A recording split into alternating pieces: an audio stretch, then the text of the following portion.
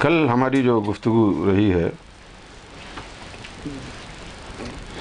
وہ گفتگو تھی پاکستان میں طالبان کا نفاذ شریعت کا تقاضا، یہ گفتگو۔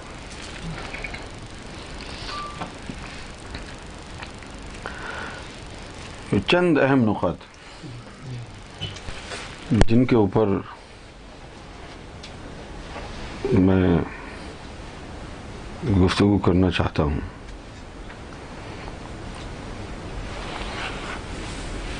طالبان کے لوگ یہ کہتے ہیں کہ پاکستان کو اسلام کے نام پر حاصل کیا گیا تھا، تو یہاں پر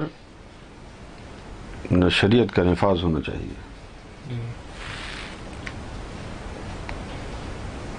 بالکل درست ہے، اس بات میں تو کوئی غلطی نہیں ہے۔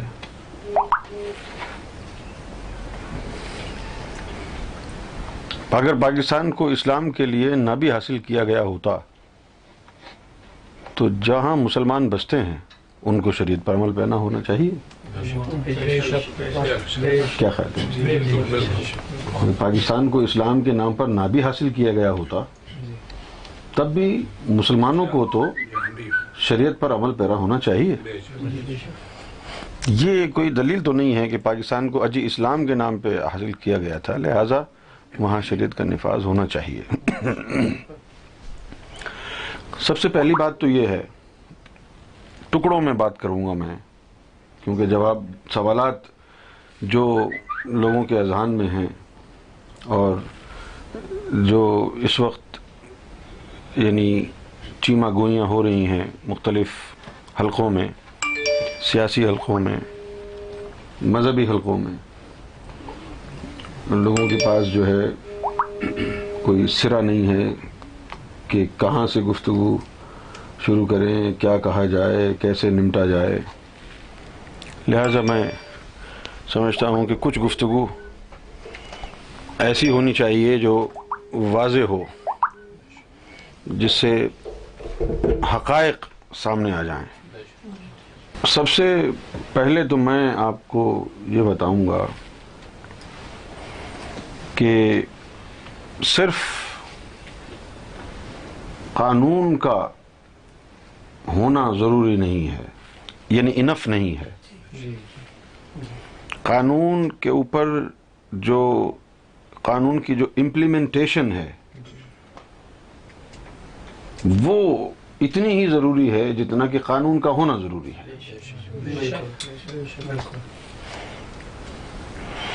یعنی قانون تو ہو اور قانون پر عمل درآمد نہ ہو تو پھر کیا فائدہ ہے؟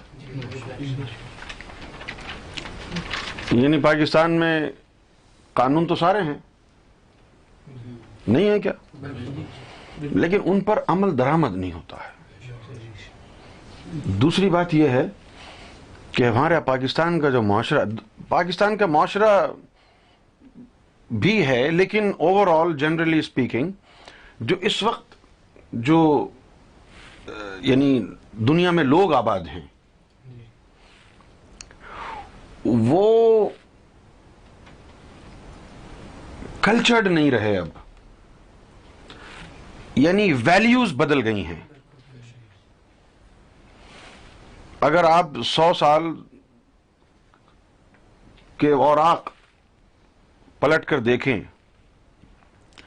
تو گریجولی ایک ایسی تبدیلی لوگوں کے اذہان میں آئی ہے کہ جس کی وجہ سے ہر چیز بدل گئی ہے۔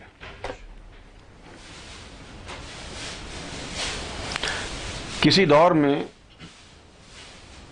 علم حاصل کیا جاتا تھا کردار کو سنوارنے کے لیے، اچھا انسان بننے کے لیے، لیکن آپ اپنے گریبان میں آج جھانک کر دیکھیں گزشتہ 100 سال سے آپ کیا کر رہے ہیں۔ آپ اسکول، کالج اور یونیورسٹیز جا رہے ہیں اور وہاں پر علم حاصل کر رہے ہیں تو اس کی بنیاد کیا ہے؟ اچھی جاب ملے، کریئر بنانے والی، کریئر اورینٹیشن ہے اس میں. ڈاکٹر اس لیے بنا رہے ہیں لوگ پاکستان میں کہ ڈاکٹر کو پیسہ بڑا ملتا ہے، عزت بڑی ہوتی ہے. پھر کچھ لوگوں نے دیکھا کہ نہیں جی آج تو ڈاکٹر سے زیادہ جو ہے آئی ٹی والے کما رہے ہیں، تو جی آئی ٹی میں چلے گئے. سمجھ گئے؟ یعنی یہ ایسا ہی ہے کہ جن لوگوں کے پاس دارو پینے کے پیسے نہیں ہوتے، جن کے پاس دارو پینے کے پیسے نہیں ہوتے، تو وہ کیا کرتے ہیں، وہ پیٹرول سٹیشن پر جا کر پیٹرول سونگھتے ہیں. پیٹرول کا کام تو گاڑی کو چلانا ہے، لیکن اگر اس کو سونگ کے کوئی ٹون ہو جائے تو یہ اس کی ایک نئی امپرووائزیشن ہے کہ نہیں؟ بہت سے لوگ ہیں جو دیکھتے ہیں کہ گاڑیاں کھڑی ہوئی ہیں، ان کا ڈھکن کھولا، ٹون ہو گئے. اب اگر کچھ لوگ گھر سے اپنے کوئی برتن لے جائیں، پیٹرول اسٹیشن جائیں اور کہیں جی 1 لیٹر پیٹرول دے دو، وہ پوچھے بھئی 1 لیٹر گھر کے برتن میں پیٹرول لینے آئے ہو تم، گاڑی نہیں لائے اپنی ساتھ؟ نہیں مجھے گاڑی میں تو نہیں ڈالنا ہے، یہ مجھے تو سونگنا ہے. کوئی اعتراض تو نہیں کرے گا، ٹھیک ہے جی لے جائے، آپ سونگیں یا پیئیں، اسے ہمیں کیا ہے اس سے. لیکن پیٹرول کا جو اب وہ جو بنیادی کام ہے وہ نہیں رہا. پیٹرول گاڑی چلانے کے لیے استعمال ہوا کرتا تھا، اب لوگ سونگ کر کے ٹون ہو رہے ہیں.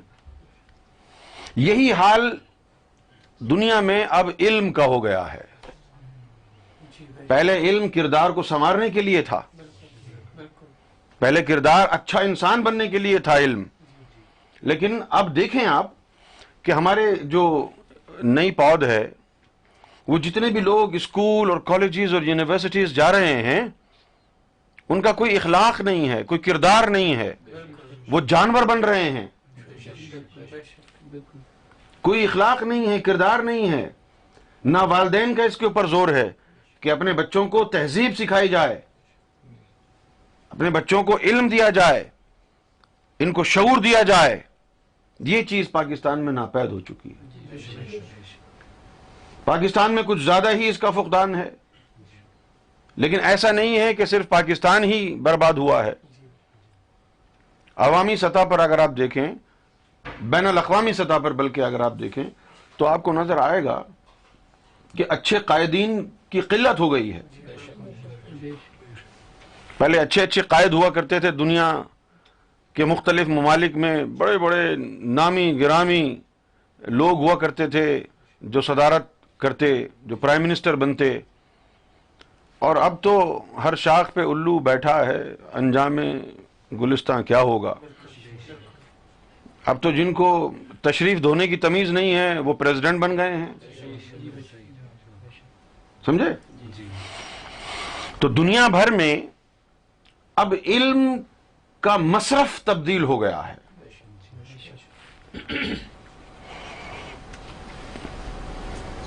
بھئی اگر آپ نے دیکھیں، یہ بھی ہوتا ہے کہ کسی نے ماسٹر ڈگری لی ہو سائنس میں اور وہ چلا رہا ہے منی کیب، ٹھیک ہے. جس طریقے سے جیو ٹیلی ویژن پر ایک مارننگ شو آتا ہے، اٹھو جاگو پاکستان، تو اس کی جو ہوسٹ ہے شائستہ لودھی، وہ MBBS کیا ہے اس نے، لیکن وہ ٹی وی شو کر رہی ہے. کیوں ٹی وی شو کر رہی ہے؟ کہ ڈاکٹر بننے میں اتنا پیسہ نہیں ہے، اتنی شہرت نہیں ہے جو ٹی وی کا اینکر بننے میں، شو کرنے میں جتنی شہرت ہے.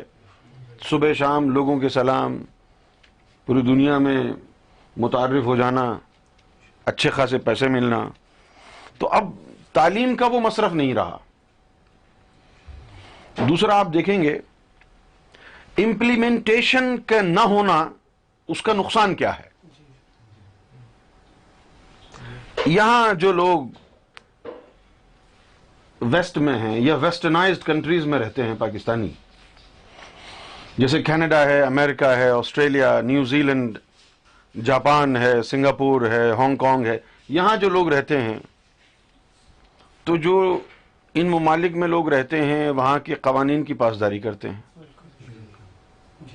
کہیں کسی پبلک پلیس پہ جائیں گے تو کیو لگی ہوگی تو خاموشی سے کیو میں کھڑے ہو جائیں گے. ٹھیک ہے نا؟ یعنی ایئرپورٹس پر کیا ہوتا ہے کہ ٹیکسی میں بیٹھنے کے لیے بھی کیو لگانی پڑتی ہے، وہ کیو میں لگ جاتے ہیں. لیکن یہی لوگ جیسے ہی پاکستان اترتے ہیں،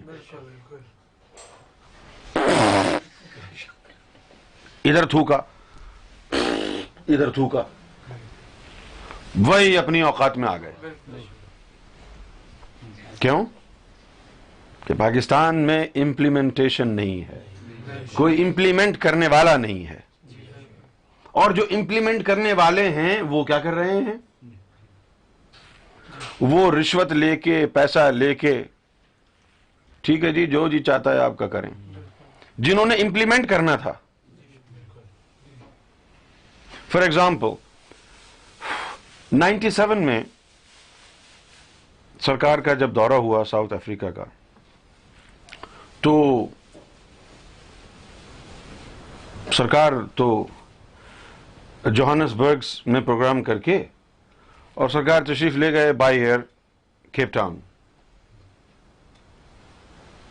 سمجھ گئے؟ اب ہم نے جوہانسبرگ سے بائی روڈ کار لے کے جانا تھا کیپ ٹاؤن،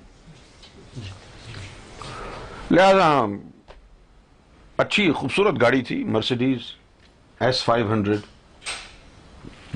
دبا کے چلائی. وہاں پر ایک علاقہ ہے بلوم فونٹین، ساؤتھ افریقہ میں بیچ میں پڑتا ہے.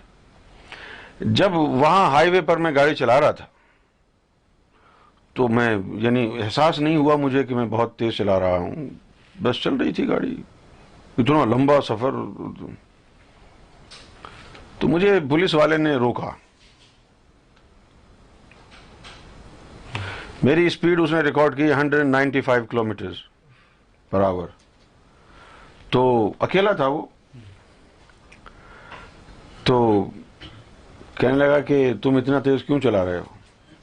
میں نے کہا کہ وہ جلدی جانا ہے اس لیے تیز چلا رہا ہوں. کہا کہ وہ میں ٹکٹ دیتا ہوں تمہیں. تو میں نے اس کو کہا کوئی نقصان تو ہوا نہیں ہے، اب تم ٹکٹ دے کے کیا کرو گے؟ یہ 200 رینڈ کا ٹکٹ ہے تو تم اپنے پاس رکھ لو، ٹکٹ مت دو. کیونکہ ہوتا یہ جو ٹکٹ ملتا ہے وہ واپسی پہ امیگریشن میں جمع کرانا پڑتا تھا. تو جب امیگریشن میں جمع کراتے تو اس سے جو ہے وہ جو کریڈیبلٹی ہے ویزے کی اس پر فرق پڑتا ہے. تو وہ کہنے لگا کہ یہ میں کر تو لوں لیکن جب میں کروں گا تو اور بھی ہمارے پولیس والے ہیں وہ کریں گے،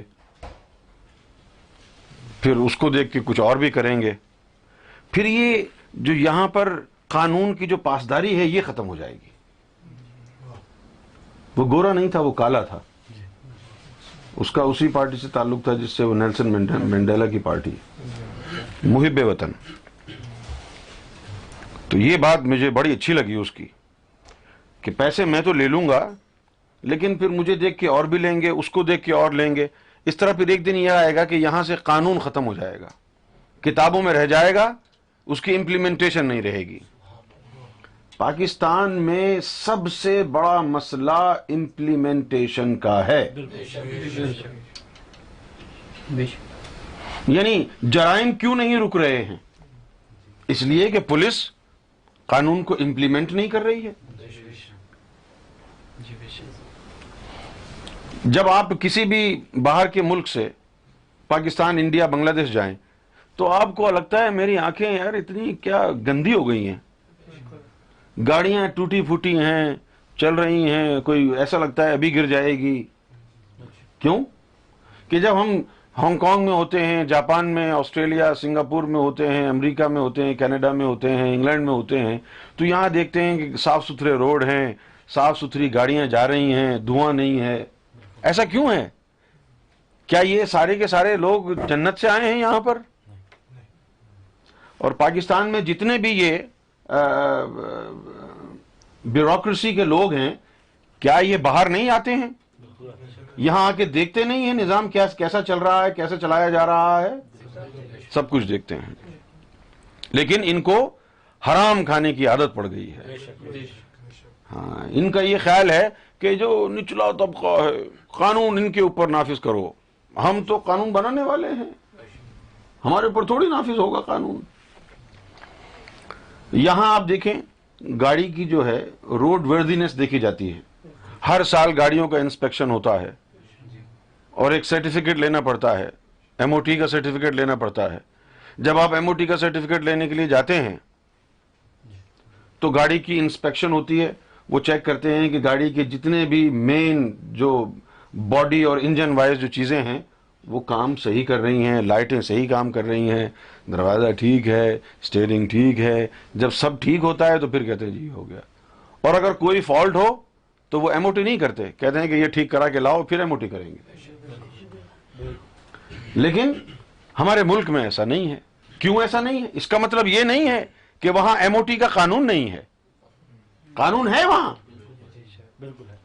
قانون ہے وہاں، لیکن وہاں پر قانون کی موجودگی لوگوں کی زندگی کو بہتر بنانے کے لیے استعمال نہیں ہو رہی، بلکہ قانون کو اس کا غلط استعمال اس طریقے سے ہو رہا ہے کہ ایک نیا قانون بنا دو. نیا قانون بنے گا تو کیا ہوگا؟ لوگ آئیں گے رشوت دے کر کے تمہاری جیب بھر جائیں گے، تم ان کو اجازت دے دینا.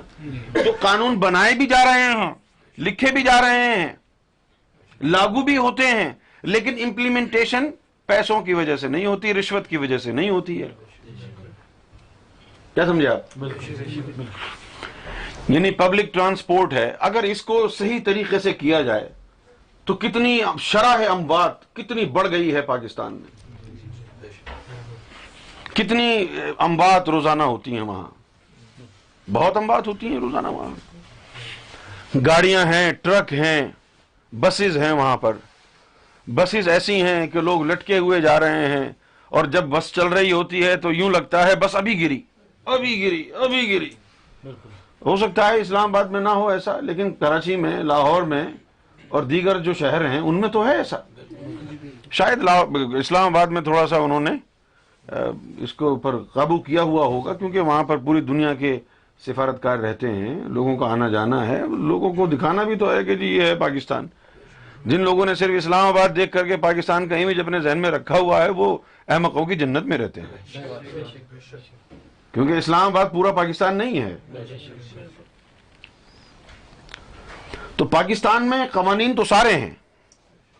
پاکستان کا آئین اٹھا کر کے دیکھیں، پاکستان کے آئین میں لکھا ہوا ہے کہ ہر مذہب والے کو اپنے مذہب کے مطابق عبادت کرنے کی مکمل اجازت ہے، تبلیغ کرنے کی مکمل اجازت ہے. لیکن کیا پاکستان میں ایسا ہوتا ہے؟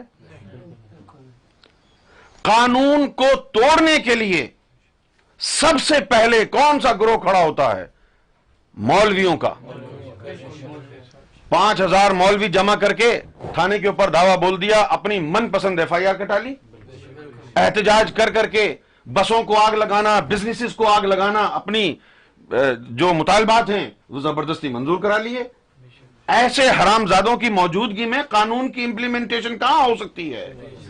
قانون کی پاسداری کہاں ہو سکتی ہے کہ جب قانون کے خلاف کوئی احتجاج کرے اور حکومت گھٹنے ٹیک دے؟ قانون کے خلاف، یعنی غیر آئینی بات کہی جا رہی ہو اور پھر کہا جی یہ تو مولانا صاحب کہہ رہے ہیں. مولانا صاحب اگر غیر قانونی بات کریں گے، غیر آئینی بات کریں گے تو کیا مطلب ہے اس کا کہ ان کو معاف کر دیا جائے، ان کے آگے گھٹنے ٹیک دیے جائیں، ان کو بھی اٹھا کے جیل میں ڈال دیا جائے؟ لیکن ایسا کیوں نہیں ہوتا؟ ایسا اس لیے نہیں ہوتا کہ سب کے مفادات ایک دوسرے چور سے جڑے ہوئے ہیں. سب کے مفادات ایک دوسرے چور سے جڑے ہوئے ہیں. اب پاکستان میں اگر شریعت نافذ کر دی گئی تو کیا ہوگا؟ ٹریفک کے قوانین بھی تو پاکستان میں ہیں، ان کا نفاذ نہیں ہے پاکستان میں، ان پر عمل کون کرتا ہے؟ نہیں ہے کیا؟ پاکستان کا آئین معطل ہے کیا؟ نہیں تو، لیکن اس پر عمل کون کر رہا ہے؟ دوسری بات، کیا طالبان کا حکم اللہ کے حکم سے بڑا ہے؟ قرآن مجید میں اللہ نے حکم دیا ہوا ہے، کرو نا عمل اس پہ، نفاذ کا کیا مطلب ہے؟ بولیے بھئی، قرآن مجید آپ کے پاس ایک ڈیوائن چارٹر ہے، اللہ نے حکم دے دیا، فرض کیا نماز پڑھنی ہے تو پڑھو نا نماز، بھئی اللہ کا حکم آ گیا ہے، اب اس کا نفاذ سے کیا مراد ہے؟ بھئی اللہ کا حکم آ گیا ہے، 1436 سال ہو گئے، تم کو اب خیال آ رہا ہے نفاذ کا؟ نفاذ کیا ہوتا ہے؟ حکم آ گیا نماز پڑھو تو پڑھو، یہ نفاذ کیا ہوتا ہے؟ بس شریعت کسی نے کتوں کے اوپر لاگو کریں گے آپ؟ کیا کتوں پر شریعت لاگو ہوتی ہے؟ گائے پہ، بیل پہ، بلڈنگوں پہ، سڑکوں پہ، انسانوں پر ہے نا، تو کرو نا پھر عمل اس پہ۔ شرعی عدالت پاکستان میں موجود ہے کہ نہیں ہے؟ شرعی عدالت ہے نا، تو اور نفاذ کیا ہوتا ہے؟ ان کے نفاذ کا مطلب یہ ہے کہ اگر کوئی نماز نہیں پڑھ رہا تو ڈنڈے مار کے اس کو مسجد میں لے جاؤ۔ کیا حضور نے ایسا کیا؟ حضور نے ایسا کیا؟ بھئی اللہ تعالیٰ نے جنت بنائی ہے، دوزخ بنائی ہے، اور اللہ یوم محشر میں فیصلہ فرمائیں گے۔ اللہ اگر یہ کام کرنا شروع کر دے تو اللہ کا تو دماغ خراب ہو جائے گا، کیونکہ کوئی اکا دکا ہی آدمی جو ہے وہ شریف ہے جو نماز پڑھنے کے لیے جا رہا ہے دل سے، باقی سب تو خوف کی اور لالچ کی وجہ سے جا رہے ہیں۔ یعنی اللہ تعالیٰ بھی بول دے ملک الموت کو، ڈنڈا لے کے کھڑے ہو جاؤ، تم مارو سالوں کو سب، جو نماز نہیں پڑھے اس کی ٹانگیں توڑ دو سالے کی، تو پھر اللہ کے لیے کتنا بڑا مسئلہ ہو جاتا ہے یہ۔ تو آج طالبان کیا کر رہے ہیں؟ اگر دیکھیں شریعت کہتی ہے چور کے ہاتھ کاٹ دو، ٹھیک ہے نا، لیکن اگر ہر مسلمان شریعت کو اپنے ہاتھ میں لے لے گا اور دیکھا یار اس نے چوری کی اور وہ مسلمان جو ہے خود ہی قاضی بن کے اس کے ہاتھ کاٹنے لگ جائے تو کیا اچھی بات ہوگی؟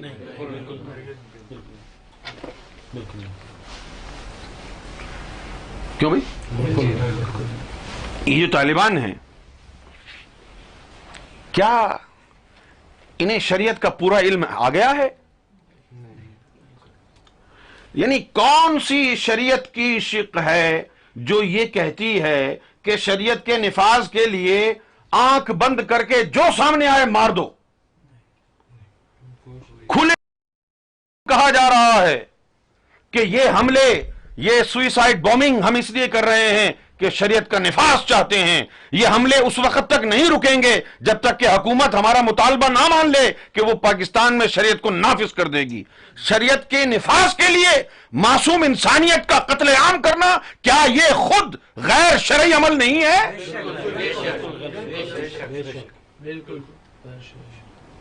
کیا حضور نے ایسا ہی کیا؟ آپ صلی اللہ علیہ وآلہ وسلم نے تو فرمایا ہے کہ ایک انسان کا قتل پوری انسانیت کے قتل کے مترادف ہے۔ یہ آپ صلی اللہ علیہ وآلہ وسلم کی حدیث ہے۔ دوسری بات،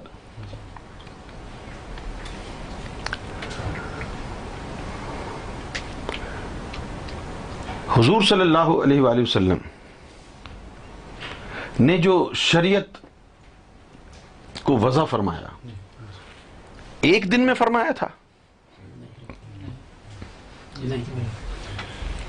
کیوں بھائی؟ اب دیکھیں جو چھوٹے بچے ہوتے ہیں، لڑکی ہو یا لڑکا ہو، 2-3 مہینے کا بچہ، 4 مہینے کا بچہ، 5 مہینے کا، 1 سال کا بچہ، 2 سال کا بچہ، لڑکی ہو یا لڑکا ہو، صحیح ہے نا؟ اگر وہ اپنی ڈائپر اتار دیں، ناپی اتار دیں تو اس کو بے حیائی نہیں کہیں گے، اس کو بے حیائی نہیں کہیں گے. کیوں نہیں کہیں گے؟ کہ ابھی وہ یعنی سن بلوغت اور واقف عقل نہیں ہوا ہے. جب اس کو سمجھ بوجھ آ جائے گی، حرام حلال کی تمیز آ جائے گی، بے حیائی اور حیا کا فرق اس کو سمجھ میں آ جائے گا، پھر اس کے اوپر قوانین لاگو ہوں گے. آپ صلی اللہ علیہ وآلہ وسلم نے عرب کے اس معاشرے میں پہلے دن تشریف لا کر کے اور شریعت نافذ کر دیتے تو پھر سب کے ہاتھ کاٹنے پڑتے ہیں نا. سب کو ہی سزائیں دے کر کے مار دینا پڑتا سب کو. لیکن آپ نے ایسا نہیں کیا، آپ نے ایسا نہیں کیا. آپ نے کیا کیا؟ پہلے ان کے دلوں میں نور داخل فرمایا، پھر ان کے نفوس میں نور داخل فرمایا، ان کے کردار کو سنوارا، ان کے دلوں میں نرمی پیدا کی، ان کے دل سے سختی نکالی، باطنی علم کے ذریعے، اپنی نظر کے ذریعے ان کے کردار میں اخلاق حمیدہ پیدا فرمائے، ان کو جینے کا ڈھنگ سکھایا. سمجھ گئے؟ پھر جب ان کا کردار اچھا ہو گیا، جیسے جیسے کردار میں بہتری آتی گئی، جس جس عمل میں وہ کامل ہوتے گئے، ویسی ویسی شریعت کی شق نافذ ہوتی گئی. پھر ایک دن یہ آیا کہ جب لوگوں کے دلوں میں نور جا چکا تھا، نفوس میں نور آ چکا تھا، نمازیں پڑھتے تھے، عرش الہی کو ہلاتے تھے، ذکر الہی کرتے تھے، ان کے دل اللہ کے ذکر میں، اللہ کی یاد میں مچلتے تھے، تڑپتے تھے، روتے تھے، آہو بکا کرتے تھے وہ اللہ کی یاد میں، لیکن شرابیں بھی پیتے تھے. پھر جب حضور صلی اللہ علیہ وآلہ وسلم کو اللہ کا حکم آیا کہ اب وقت آ گیا ہے کہ اب تم ان کو شراب سے منع کر دو، تو پھر آپ نے وہ آیت لوگوں کو بتا دی کہ بھئی اب شراب کی حرمت لازم ہو گئی ہے، اب شراب نہیں پیے گا کوئی. سمجھ گئے؟ اب کوئی شراب نہیں پیے گا. اور جب یہ حکم آیا تو چونکہ دلوں میں نور آ چکا تھا، اور یہ جب ان کو پتا چلا ارے یار یہ حضور کو پسند نہیں ہے چیز، ہم کریں گے ہی نہیں، کیونکہ نور آ گیا تھا نا، حضور سے محبت ہو چکی تھی نا. محبوب کو جو چیز پسند نہ ہو وہ حبیب کیسے کرے گا؟ لہذا انہوں نے چھوڑ دی. بہت ساری چیزیں ایسی تھیں جو وہ کرتے تھے، لیکن جیسے جیسے ان کے دل پختہ ہوتے گئے، ایمان مضبوط ہوتے گئے، ویسے ویسے شریعت کی مختلف شقیں آتی گئیں، اور شریعت کا دھیرے دھیرے گریجولی بتدریج نفاذ ان کی شخصیات پر، ان کے اجسام اور نفوس اور قلوب پر ہوتا چلا گیا. خطہ زمین پر شریعت کا نفاذ نہیں ہوتا. اگر خطہ زمین پر شریعت کا نفاذ ہوتا تو مدینے اور مکے میں تو شریعت محمد رسول اللہ نے نافذ کی تھی. آج وہ شریعت موجود ہوتی اگر مکے کی سرزمین اور مدینے کی سرزمین پر حضور کا نافذ کردہ شریعت اگر وہاں پر موجود ہوتی، تو آپ صلی اللہ علیہ وسلم نے مکے اور مدینے کی عمارتوں پر اور زمین پر شریعت نافذ نہیں کی تھی، بلکہ ان صحابہ کے اجسام، قلوب اور نفوس پر کی تھی جو ان کے دور میں ان کے آگے پیچھے پھرتے تھے. آج قوم کا جو حال ہے وہاں ہر قسم کا گناہ ہے. عادی گناہگار بھی ہیں، مجرمانہ گناہگار بھی ہیں، ہر قسم کی اخلاقی برائی میں ملوث ہے پاکستان کی قوم. فرقہ واریت کی آگ وہاں لگی ہوئی ہے. یہ دیوبندی ہے، یہ وہابی ہے، یہ اہل حدیث ہے، یہ توحیدی ہے، یہ جو ہے شیعہ ہے، یہ سنی ہے. شریعت کی کتنی شاخیں بنا دی، کون سی شریعت کا نفاذ ہوگا؟ لوگ اپنی بیویوں کو طوائفہ بنا کر کے بھیج رہے ہیں، خبریں پڑھیں. اپنی بیٹیوں کو بیچ رہے ہیں، چکلے پر بٹھا رہے ہیں، طوائفہ بنا رہے ہیں. گائے کی جگہ گدھے کا گوشت کھایا جا رہا ہے. مردہ جانوروں کی چربی نکال کر کے تیل پاکستان میں بنایا جا رہا ہے، مسجدوں مزاروں کو مسمار کیا جا رہا ہے، بم بلاسٹ وہاں کیے جا رہے ہیں، رشوت کا بازار گرم ہے، اخلاقیات کہیں نظر نہیں آتی، دین کا اثر کسی انسان کی شخصیت پر نظر نہیں آتا، فرقے واریت فرقے واریت فرقے واریت، نفرتیں اور خون اور بم بلاسٹ، صرف یہی پاکستان میں نظر آ رہا ہے۔ جو قوم بیمار ہو گئی ہو، جن کے دل بیمار ہو گئے ہوں، جن کے اذہان بیمار ہو چکے ہوں، ان کو مسیحائی کی ضرورت ہے، ان کو اصلاح کی ضرورت ہے۔ ہونا تو یہ چاہیے کہ پہلے اس قوم کے دلوں کی اور نفوس کی اصلاح کی جائے، نور داخل کیا جائے، نفوس کو پاک کیا جائے، اور جب ان کے دلوں میں نور آ جائے، ان کے نفوس میں نور آ جائے، اور محمد رسول اللہ صلی اللہ علیہ وسلم کی محبت سے ان کے دل جگمگانے لگ جائیں، اللہ کی محبت کے چراغ ان کے دلوں میں روشن ہو جائے، تو پھر ان کے اوپر شریعت کا نفاذ کیا جائے کہ اب شریعت کے مطابق چلنا ہے، جو نہیں چلے گا تو اس کے اوپر پھر اس کی سزائیں نافذ کر دی جائیں گی۔ اس وقت جب یہ کریں گے تو لوگوں کے دلوں میں نور ہوگا، وہ اس کی پاسداری بھی کریں گے۔ ابھی اگر شریعت نافذ کر دی گئی تو وہ تو دیندار ہیں ہی نہیں، شریعت کا نفاذ تو دینداروں کے لیے ہے، بے دینوں کے لیے کہاں ہے؟ جن میں دین ہی نہیں ہے ان کے کیا نفاذ ہوگا؟ بھئی فرض کیا جائے کہ ایک قانون بنائیں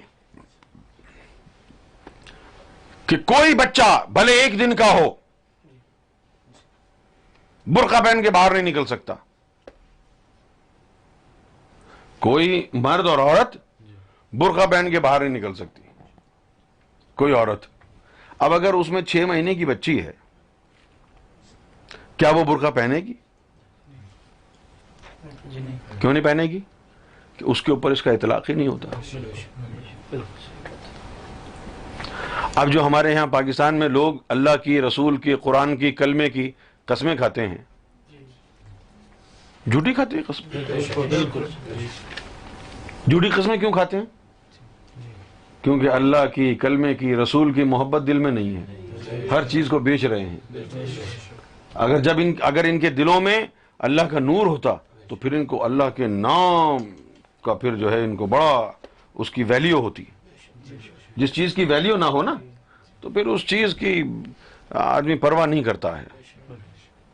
پاکستان میں شریعت کے نفاذ کی بات کرنے والے صرف اپنے مقاصد کا نفاذ کرنا چاہتے ہیں۔ اور پھر دوسری بات یہ ہے کہ اس طالبان میں عرب کے مختلف ممالک سے لوگ آ کر کے شامل ہیں۔ یہ کون ہوتے ہیں پاکستان میں شریعت نافذ کرنے والے؟ پاکستانی شہریوں کو جو کرنا ہے ان کو کرنے دیا جائے نا۔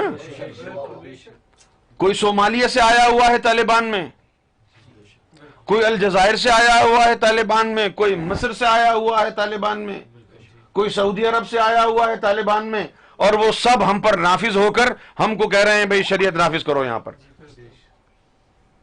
دوسری بات یہ ہے، کیا حکومت کو پوچھنا نہیں چاہیے طالبان سے کہ آپ کی روزی روٹی کمانے کا طریقہ کیا ہے؟ آپ شریعت کی تو بات کر رہے ہیں، رزق حلال کے بارے میں کیا خیال ہے آپ کا؟ آپ تو صرف قتل و غارت میں لگے ہوئے ہیں، آپ جاب کہاں کرتے ہیں؟ آپ کے زندگی گزارنے کے لیے پیسہ کہاں سے آ رہا ہے؟ بھائی شریعت کی بات کرنے والے رزق حلال کے اوپر یقین رکھتے ہیں کہ نہیں؟ آپ تو بندوق لے کے گھومتے رہتے ہیں ہر جگہ، یہ آپ کو آپ کا پیٹ کون پال رہا ہے؟ یہ سوال ہے کہ نہیں؟ بالکل ہے۔ کیا کوئی ایسا ہے کہ بھئی گھر بار کی اس کو کوئی ذمہ داری نہ ہو، گھر بار کی کوئی ذمہ داری نہ ہو اس کے اوپر، اور وہ ایسے ہی بس ادھر ادھر گھومتا پھرتا رہے اور اس کا گھر بھی چلتا رہے؟ پہاڑوں میں رہ رہے ہیں نا، چھپ چھپ کے رہ رہے ہیں نا. گاڑیاں بھی ہیں, اسلحہ بھی ہے, اور ایسا اسلحہ ہے جو شاید امریکہ اور برطانیہ کی فوج کے پاس بھی نہیں ہے. آ کہاں سے رہا ہے؟ یعنی ذریعہ آمدن کیا ہے؟ شریعت کے نفاذ والے کیا رزق حلال پر بھی یقین کرتے ہیں؟ یہ کون سا بزنس کر رہے ہیں؟ جاب کہاں کر رہے ہیں یہ؟ کیونکہ اگر یہ کہیں جاب کر رہے ہوتے تو یہ بھی اڑا دیے جاتے نا ایک دن. یہ کیوں نہیں مر رہے؟ ان کا ذریعہ آمدن کیا ہے؟ پوچھنا چاہیے نا ان لوگوں سے. ان کا ذریعہ آمدن کیا ہے میں بتاتا ہوں. یہ کاشت کرتے ہیں ہیروئن. یہ کیا کرتے ہیں؟ چوری کی گاڑیاں بیچنا, چوری کی گاڑیاں بیچنا, گاڑیاں چوری کرنا, ہیروئن کاشت کرنا, افیون کاشت کرنا, ڈاکے ڈالنا اور بھتے لینا. ایک طرف یہ بھتے کا کام کرتے ہیں. بھتا سمجھتے ہیں آپ؟ طالبان بھتا کرنا, غریب بزنس مین, چھوٹے اسمال بزنس والوں سے پرچی دے کر کے بھتا لینا, وہ حرام نہیں ہے؟ شریعت کی بات کرتے ہیں یہ شریعت کی بات کرنے کے قابل ہیں؟ بے وقوف بنایا ہوا ہے. یہ جو حکومت ہے آپ کی, یہ بھی آپ کو بے وقوف بنا رہی ہے. شریعت کی بات کر رہے ہیں بھئی. رزق حلال کتنا اہم ہے. You're talking about the imposition of Sharia law in Pakistan. Would you tell us what is your income? What do you do, Taliban? What is your business? How do you feed your stomach? Where the money is coming from? کہاں سے آ رہا ہے پیسہ؟ رزق حلال کی بات نہیں ہے شریعت میں. آپ کے ذہن میں یہ سوال گونجتا ہے کہ نہیں؟ بھئی عام آدمی تو مرا جا رہا ہے بھوک سے, اور آپ کے پاس اتنا فالتو وقت ہے کہ آپ شریعت کے نفاذ کے لیے اپنی پوری زندگی آپ نے جو ہے لگا رکھی ہے, اور کوئی کام ہی نہیں ہے آپ کو. بس ویڈیوز بنانا, لوگوں کے سر کاٹنا, ادھر بم بلاسٹ کرنا, ادھر بم بلاسٹ کرنا. کھانا پینا بھی کھاتے ہیں کہ نہیں؟ کپڑے پڑے کون خرید کے دیتا ہے آپ کو؟ اسلحہ کون خرید کے دیتا ہے آپ کو؟ آپ کے گھر والوں کا پیٹ کون پال رہا ہے؟ کوئی کام دھندا کرتے ہیں کہ نہیں کرتے ہیں؟ ظاہر ہے پل رہے ہیں نا, کہیں سے آ رہا ہے نا. کیا وہ حلال ذریعہ ہے؟ یہ کون کر رہا ہے؟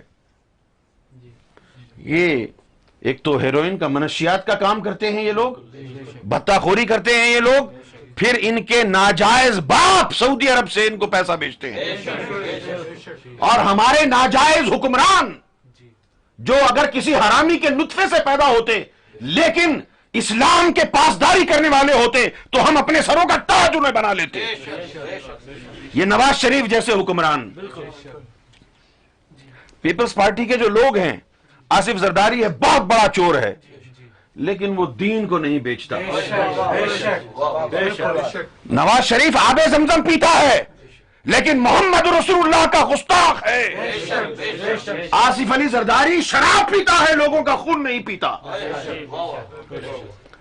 محمد رسول اللہ صلی اللہ علیہ وسلم نے فرمایا تھا کہ دنیا میں کفر کی حکومت تو قائم رہ سکتی ہے, ظلم کی نہیں رہ سکتی.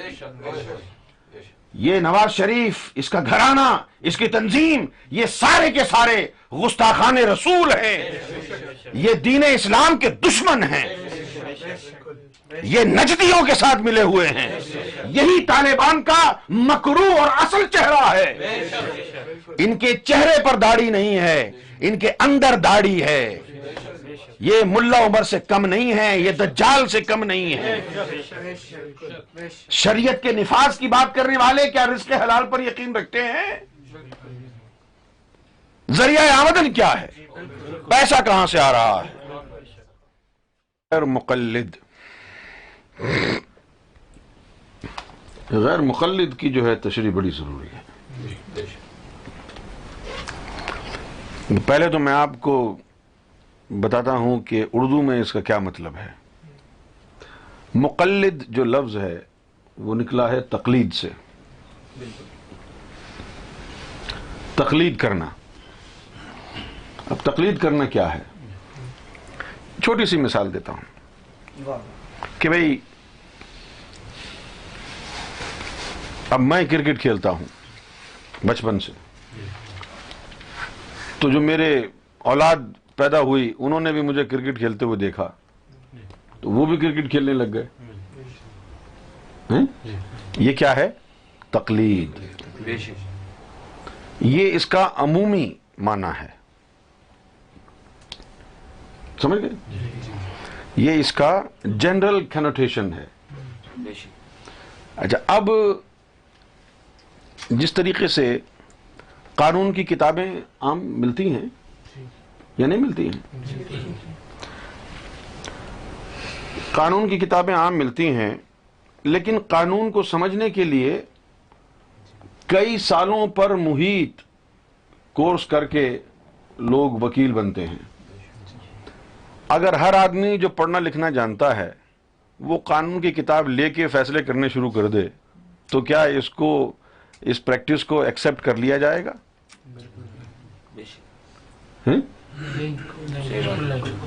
نہیں کیا جائے گا نا. پڑھے لکھے لوگ بھی ہیں دنیا میں، پاکستان میں پڑھے لکھوں کی کمی ہے کیا؟ نہیں ہے. قانون کی کتابیں بھی بکتی ہیں وہاں پر، انہی کتابوں کو پڑھ کے وکیل بنتے ہیں، انہی کتابوں کو پڑھ کر جسٹس بنتے ہیں. لیکن فیصلوں کے لیے عدالت جانا پڑتا ہے. ٹھیک ہے نا؟ فیصلوں کے لیے عدالت جاتے ہیں جو ججز ہوتے ہیں. اب جج کا کام کیا ہے؟ جج کا کام کیا ہے؟ جج کا کام انگریزی میں اس کو کہیں گے ٹو انٹرپریٹ دا لا. قانون کی تشریح کرنا. یعنی you need a judge or a justice for the correct interpretation of the law. ٹھیک ہے نا؟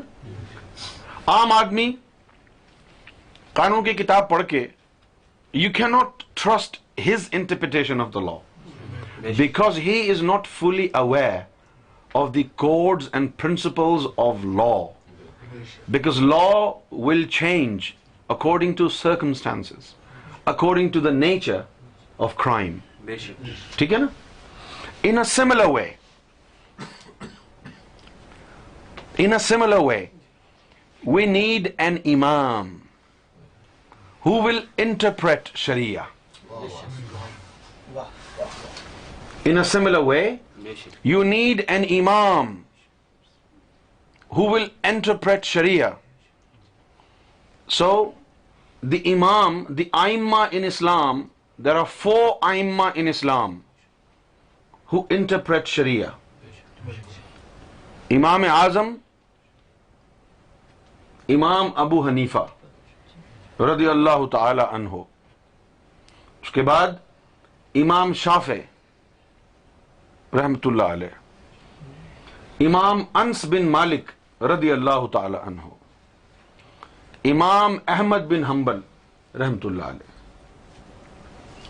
میں نے امام انس بن مالک کے ساتھ رضی اللہ تعالی عنہ اس لیے لگایا کہ وہ بہت بڑے عاشق رسول تھے.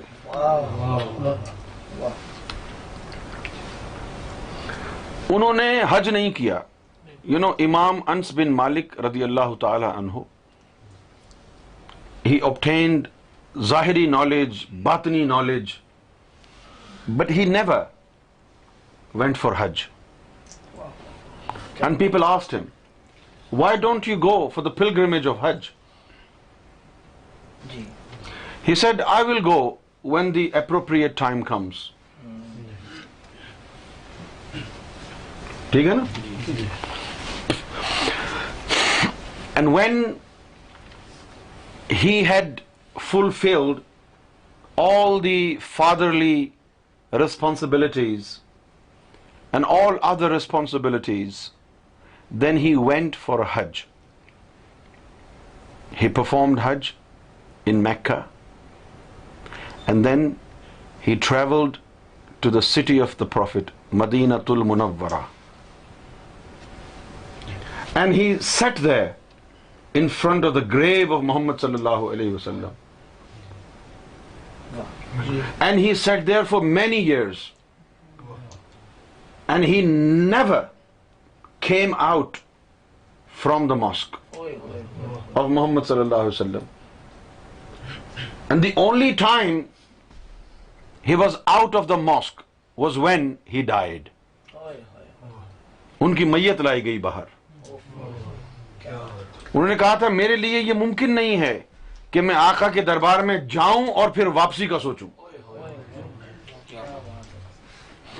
یعنی یہ محبت رسول کا عالم تھا. کیا لوگ تھے. امام انس بن مالک رحمۃ اللہ رضی اللہ تعالی عنہ. So we have 4 ائمہ کرام in Islam. امام ابو حنیفہ, امام انس بن مالک رضی اللہ تعالی عنہ, امام شافعی, امام احمد بن حنبل. There are 4. These 4 ائمہ کرام in Islam interpreted Sharia. Okay? And we understand Sharia in the light of their interpretation. What is غیر مقلد? A person that we call غیر مقلد is one who does not accept interpretation of these ائمہ کرام. Now if you do not accept interpretation of ائمہ کرام and you want to drive your own meaning of Sharia from Hadith and Quran, this is what you will do, what Taliban is doing today. Because they do not follow interpretation of any imam in Sharia. This is why they are غیر مقلدین. تقلید نہیں کرتے. یہ تقلید کے لیے انگریزی میں لفظ ہے imitate. تو غیر مقلد کون ہو گیا؟ The one who does not imitate the interpretation of any of the ائمہ in Islam. ٹھیک ہے. تو تقلید کیا ہے؟ تقلید کا مطلب یہ ہوا کہ جو ائمہ کرام اسلام میں ہیں ان کی جو انٹرپریٹیشن آف دا سیکرڈ لا ہے اس کے مطابق شریعت کو اپنانا. یہ تو ہو گئی تقلید. سمجھ گئے؟ اور غیر مقلد ہونا کیا ہے؟ غیر مقلد ہونے سے مراد ہے کہ جو ائمہ کرام نے شریعت کی انٹرپریٹیشن کی ہے اور اس کو حضور صلی اللہ علیہ وسلم نے یعنی انڈورس فرمایا ہے. The Prophet endorsed it. اس انٹرپریٹیشن آف شریعہ کو نہیں جان رہے ہیں, اس کو رد کر رہے ہیں اور خود they're deriving their own understanding and meaning, their own misinterpretation. The Sharia of Islam today has been greatly misinterpreted by the concurrent Muslims of the world. یہ ان کے پاس misinterpretation ہے شریعت کی. The true interpretation of Sharia can only come from these 4 ائمہ کرام. And if the law of Sharia is required to be reformed, then Imam Mahdi Sayyidina Gohar Shahi will reform it and interpret Sharia. سمجھ گئے؟ According to the need of the time. For example, یعنی chopping the hands of thieves, stoning to death somebody who has gotten himself involved in unlawful sex, zaniya, you stone them to death. Some thieves, you chop their hands off, right? This kind of severe punishment was introduced by the Prophet 1436 years ago, and we're talking about a pre-Islamic, uncivilized Arab society. Those who were not civilized, those who did not understand the language of love, the language of mercy, the language of bounty of God. They needed to be tamed with a very, very sharp sword. But today the world has come to a little bit of civilization. And in this civilized world today, for example, the charter, the human charter of United Nations, if you read the charter of United Nations, the charter of United Nations is 99% in accordance with the lecture of Muhammad sallallahu alaihi wasallam that he delivered on Hajjatul Wada. Yani now, even without any religion, if secular members of the society have carved a charter for human beings which is in almost total in accordance with the teachings of Prophet Muhammad sallallahu alaihi wasallam, we can safely say they are civilized. نہیں؟ کیا خیال ہے آپ؟ تو آج کی دنیا جو ہے، دنیا سویلائزڈ ہو گئی ہے. سویلائزیشن صرف یہ نہیں ہے کہ بس آپ نماز پڑھیں اور پھر اس کے ساتھ زنا بھی کریں، بے ایمانی بھی کریں، غیبتیں بھی کریں، بہتان بھی لگائیں، لوگوں کے گلے بھی کاٹیں، سر کے اوپر ٹوپی بھی رکھیں اور حرام کاریاں بھی کریں. یہ کوئی اسلام ہے؟ یہ کوئی ایمان ہے؟ یہ کوئی تہذیب ہے؟ یہ کوئی تہذیب نہیں ہے. تو اب تو وقت آ گیا ہے کہ اب اس سویلائز زمانے کے لیے شریعت کو تھوڑا سا امپروو کرنا پڑے گا. اس کے اندر ریفارمز آنے ہوں گے. اب ریفارم اس کے جو آئیں گے وہ بڑے خوبصورت ریفارمز ہیں. جو آج بھی ویسا ہی انسیولائزڈ ہے اس کے تو ہاتھ نہیں، اس کا تو ڈلی بھی کاٹ دینی پڑے گی. Not just chop their hands off, chop their fucking dick and balls off. جو اتنا انسیولائزڈ ہے بھئی، ہم تو یعنی when Durvesh will rule Pakistan, the Durvesh will make sure that whoever is involved in zina, he will chop their dicks and balls off. ان کے للی کاٹ دو بہن چودوں کی جو زنا کریں. نہیں؟ What do you think? نہیں؟ بالکل. یہ تو اور سخت ہو گئے. لیکن جو سیولائزڈ لوگ ہیں ان کے لیے تھوڑی سی نرمی ہوگی. مثلا کیا نرمی ہوگی؟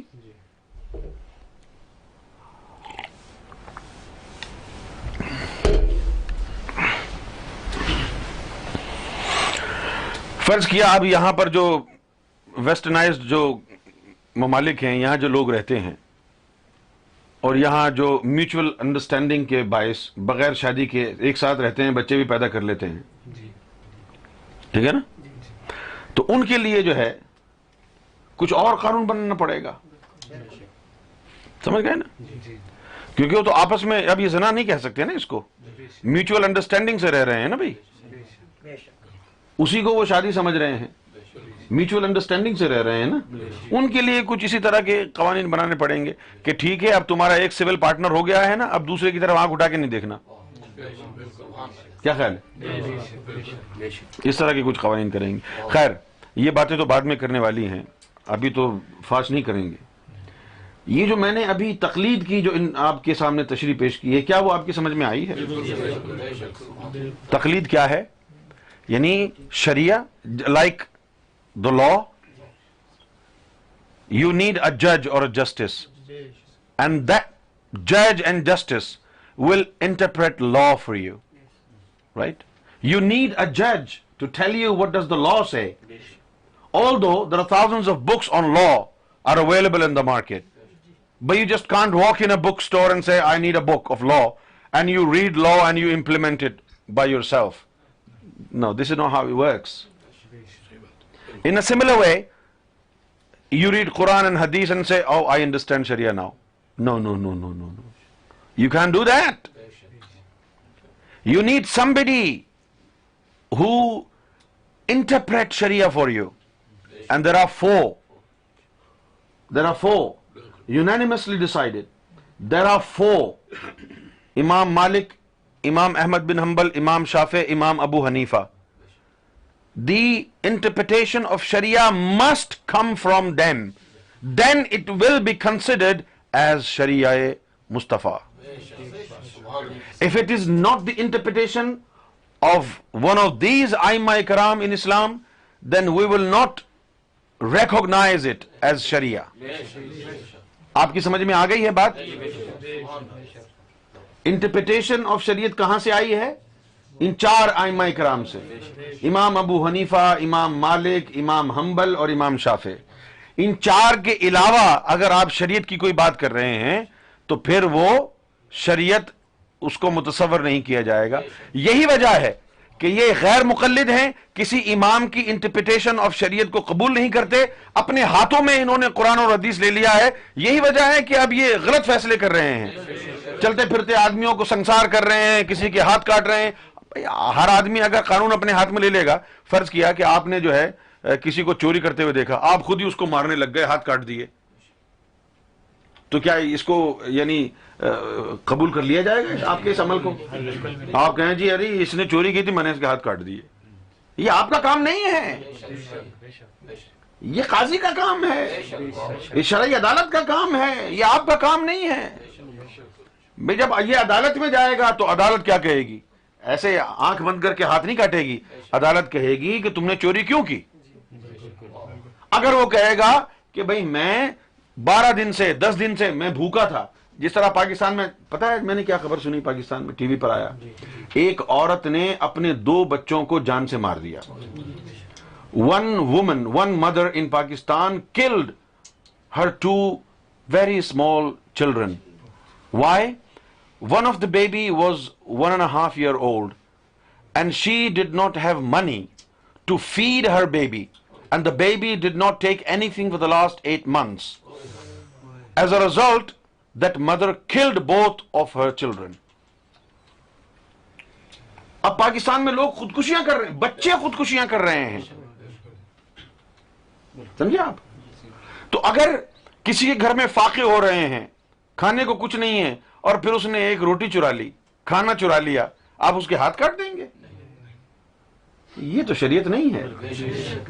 جن لوگوں نے صرف یہی سنا ہے کہ چور کے ہاتھ کاٹ دیے جاتے ہیں اسلام میں, باقی انہوں نے اور اس کے جو آکسیلری جو اس کے چیزیں تھیں, اس کے آگے پیچھے جو ایکسیسریز تھیں وہ نہیں پڑھی, تو وہ ٹرو انٹرپریٹیشن تو نہیں ہوئی نا شریعت کی. اب جب یہ قاضی کے پاس جائے گا تو قاضی ان کو پوچھے گا کہ بھئی تم نے چوری کیوں کی ہے, تو وہ بتائے گا کہ میں نے 12 دن سے بھوکا ہوں, مجھے یہ خوف لاحق ہو گیا تھا کہ میں مر جاؤں گا, لہٰذا میں نے چرا لی. سمجھے نا؟ تو انتہائی خفیف سزا دے کے اس کو چھوڑ دیں گے, انتہائی خفیف سزا دے کے اس کو چھوڑ دیا جائے گا. یہ انٹرپریٹیشن شریعت کی ہے جو ان ائمہ کرام سے ملتی ہے, امام ابو حنیفہ سے ملتی ہے, امام مالک سے ملتی ہے, شافعی سے ملتی ہے, حنبلی سے ملتی ہے. ان لوگوں نے تو ان چاروں ائمہ کرام کی انٹرپریٹیشن کو رد کر دیا ہے, قرآن اور حدیث کو اپنے ہاتھوں میں لے لیا ہے, جو سمجھ میں آ رہا ہے اس کو شریعت قرار دے رہے ہیں. ایسی شریعت کا نفاذ کبھی نہیں ہونے دیں گے ہم, اس کو ہم شریعت تسلیم کرتے ہی نہیں ہیں. طالبان سے بھی بڑی طاقت ہے اس دنیا میں, القاعدہ سے بھی بڑی طاقت ہے اس دنیا میں, دجال سے بڑی بھی طاقت ہے اس دنیا میں. There is a greater force than Dajjal. There is a greater force than Al-Qaeda and Taliban. And the name of this power and force is Gauhar Shahi. Taliban اور القاعدہ اور دجال سے بڑی طاقت ہے, اس طاقت کا نام گوہر شاہی ہے, اور گوہر شاہی ایسا نہیں ہونے دیں گے. یہ غیر مقلدین, گستاخان رسول, یہ انسانیت کے دشمن اپنے سارے کے سارے خواب ان کے چکنا چور کر دیں گے ہم. From the dust they came, into dust we will send them back.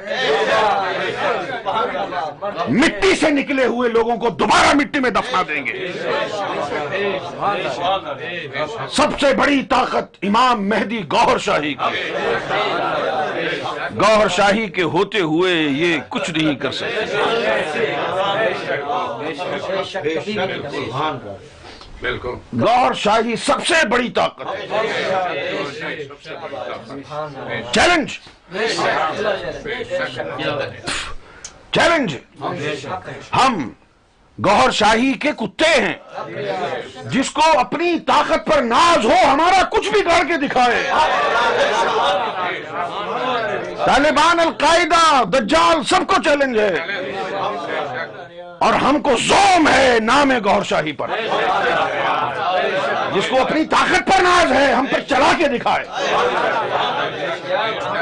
گوہر شاہی ایسا نہیں ہونے دیں گے. گوہر شاہی ایسا نہیں ہونے دیں گے.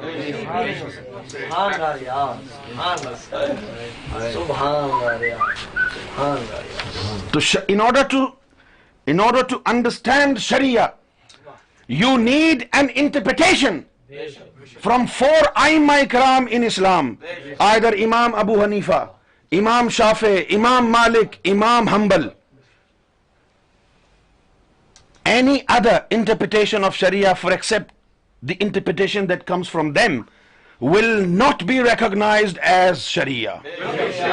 Your interpretation cannot be Sharia. You need interpretation from these recognized Aimma Ikram. They do not believe in Imam Abu Hanifa. They do not believe in Imam Shafi or Imam Hanbal or Imam Anas bin Malik. تو کیا ہیں یہ؟ غیر مقلد، تقلید نہیں کرتے. آپ کے پاس تو انٹرپریٹیشن ہی نہیں ہے شریعت کی. You are talking about imposition of Sharia. بھئی ہر آدمی, if every Tom, Dick and Harry holding a book of Quran claims to say, oh, I understand Sharia now. No. This is not how it works.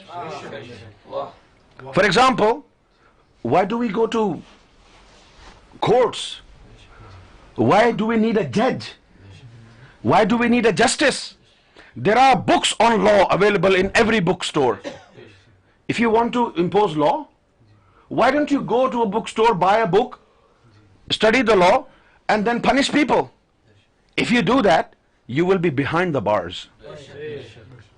If something goes wrong, you take the matter to the police, and even the police cannot interpret the law. True. They arrest you, and they will take you to the court. And the duty of the judge and justice is the interpretation of the law. He will interpret the law, and then he will prescribe the punishment, having gone through the entire case. When you cannot interpret the law of this civil society, why are you trying to interpret the law of God? The law of Muhammad sallallahu alayhi wasallam, the law of Sharia. You need somebody who has the expertise, and he is endorsed by the Prophet himself, and he is appointed by God himself. His interpretation of Sharia is trustworthy. Your interpretation of Sharia is not trustworthy, because we do not believe you're a true mu'min. If you were a true mu'min, you would love the Prophet. You don't love the Prophet, how can you be a true mu'min? La yu'minu hatta akuna habba ilayhi min walidihi wa waladihi wan nas ajma'in.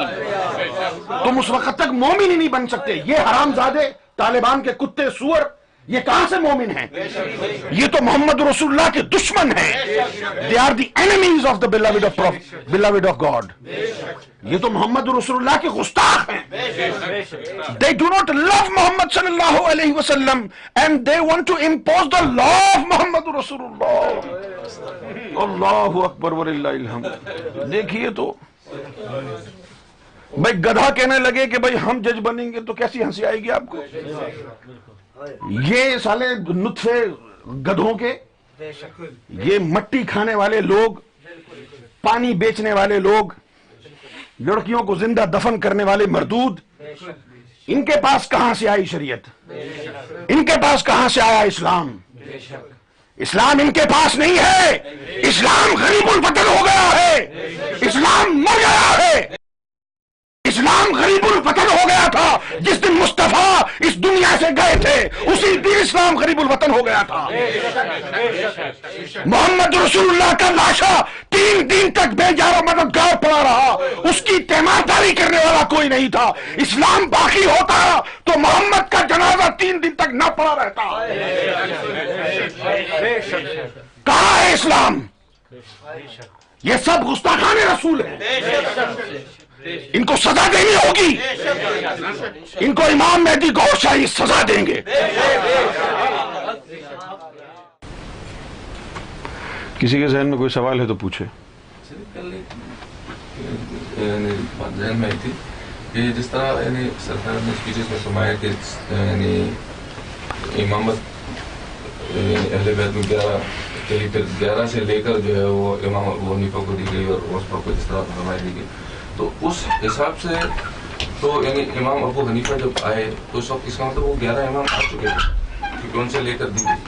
جبکہ ہم جو یہ 11 امام جو یہ لوگ بتاتے ہیں تو وہ تو امام جعفر صادق کے بعد آگے بھی 2-3 نام اور آتے ہیں. ہاں تو غلط بتاتے ہیں نا, یہ اس کا مطلب وہ نہیں تھے, نہیں, وہی آخری تھے. وہ 11 کی جو سرکار نے بات فرمائی وہ ان سے یعنی اس طرف پہلے والے بھائی جو سرکار نے جو بتائے ہیں نا وہ بتائے ہیں جو واقعی امام تھے. یہ تو پوری اہل بیت کو امام بناتے ہیں بھائی. صرف 11 ہی تو نہیں تھے نا مرد, تو بہت سارے مرد تھے نا اہل بیت سے جو نکلے ہیں, ہے نا. ان کے یہاں تو سبھی امام ہیں, چھوٹا بچہ بھی ہے وہ بھی امام ہے. جس طرح انہوں نے موسیٰ کاظم اور اب انہوں نے تو وہ جو امام حسین کا جو فرزند جو تھے علی اصغر, ان کو بھی امام مانتے ہیں یہ نہیں؟ وہ تو سب کو امام مانتے ہیں. جس طرح وہ دعوت اسلامی والے ہیں بچوں کو بھی امامہ بنا دیتے ہیں. حالانکہ جو امامہ ہے وہ جب کوئی طالب علم جو ہے اپنی مذہبی تعلیم پوری کرتا تو اس کو دستار فضیلت پہنائی جاتی تھی, اس وقت امامہ باندھتے تھے. اب جو ہے وہ 2 سال کے بچے کو بھی امامہ باندھے دیکھا میں نے. تو مذاق بنا لیا نا ان لوگوں نے. تو اسی طرح ان لوگوں نے جو ہے وہ بس وہ کہتے ہیں نا کہ امامت تو جو ہے نا وہ اہل بیت کے گھر کی لونڈی ہے. امامت اہل بیت کے گھر کی لونڈی ہے.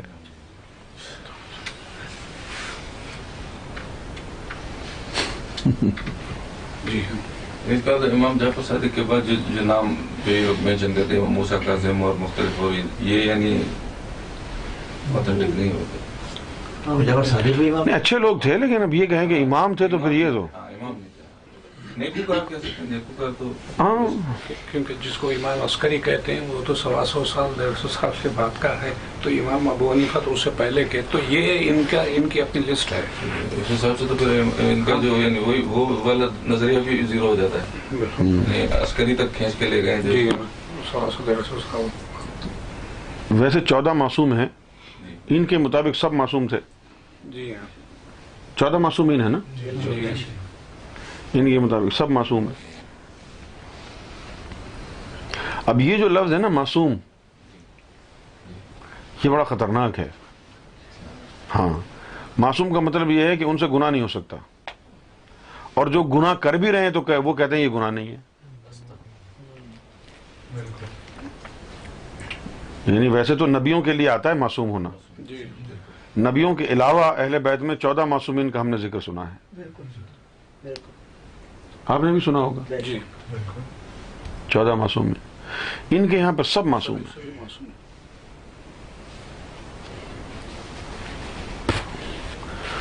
معصوم کا جو مطلب ہے وہ یہ ہے کہ وہ گناہ نہیں کر سکتا, یعنی گناہ نہیں ہوگا.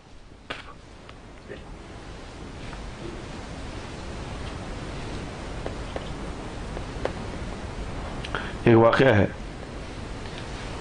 ان کی کتابوں میں بھی لکھا ہے, سنو. کہ خانہ کعبہ میں رات کا وقت تھا. اب تو لائٹیں لگی ہوئی ہیں, اول دور میں تو لائٹیں وائٹیں نہیں تھیں, اب تو جگمگ جگمگ کرتا ہے کعبہ. اس وقت تو لائٹیں وائٹیں تھیں نہیں, آج سے کوئی 1400 سال پہلے کہاں لائٹیں تھیں, کہیں بھی نہیں تھی. 1400 سال پہلے لائٹیں کعبے میں کیا کہیں بھی نہیں تھی. تو وہاں کسی رات کا وقت ہے اور کوئی صوفی جو ہے کعبے کا طواف کر رہا ہے، اندھیرا ہے، اور وہاں پر وہ دیکھتا ہے کہ ایک شخص غلاف کعبہ کو پکڑ کے چہرہ چھپائے ساری رات خدا سے فریاد کر رہا ہے کہ اگر تو نے مجھے معاف نہ کیا، میرے گناہوں کو نہ بخشا تو میرا کیا حال ہوگا، میرے گناہوں کو معاف کر دے، میری توبہ کو قبول کر لے، میرے گناہوں کو معاف کر دے۔ ساری رات اس شخص کی گریہ زاری سن کے وہ صوفی جو ہے اس نے اپنے ہاتھ اللہ کی بارگاہ میں اٹھائے اور کہا کہ اے اللہ، اس شخص کو کتنے گناہ ہوں گے، تو اس کو معاف کر دے، کتنی ساری رات سے یہ گناہوں کی معافی مانگ رہا ہے۔ پھر جب صبح کا وقت ہوا اور جب سورج نکلا تو اس نے دیکھا کہ وہ گناہگار شخص جو رات بھر رو رہا تھا وہ امام زین العابدین تھے۔ اب یہی کہیں گے اللہ ہی جانے کون بشر ہے، آنکھ گلابی صلی اللہ کی۔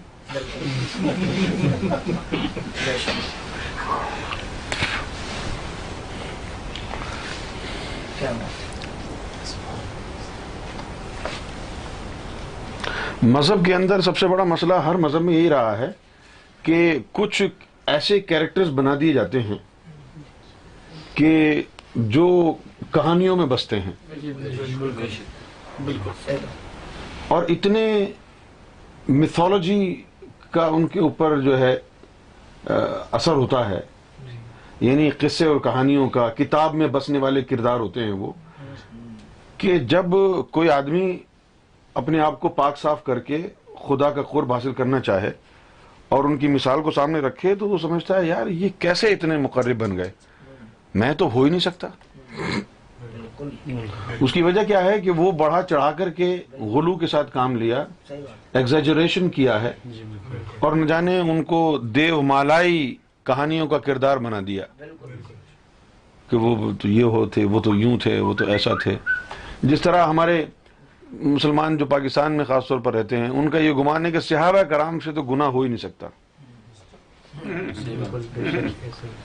صحابہ کرام کے لیے تو ان کا یہ گمان ہے کہ وہ تو گناہ ان سے کرتے ہی نہیں تھے وہ۔ اچھا، اب سوال ہمارا یہ ہے کہ جو قرآن مجید میں آیتیں آئیں کہ اے مومنو جب تم سے کوئی فحش کام اور کوئی گناہ ہو جائے تو پھر حضور کے وسیلے سے مجھ سے مغفرت مانگو تو میں معاف کر دوں گا، وہ آیت کس کے لیے تھی؟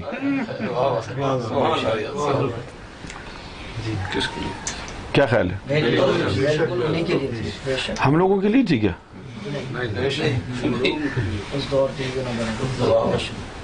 تو اس دور میں وہ مومن تھے نا، ہم نے ان کو صحابہ کہا ہے، اللہ تعالیٰ نے تو مومن ہی کہا ہے ان کو۔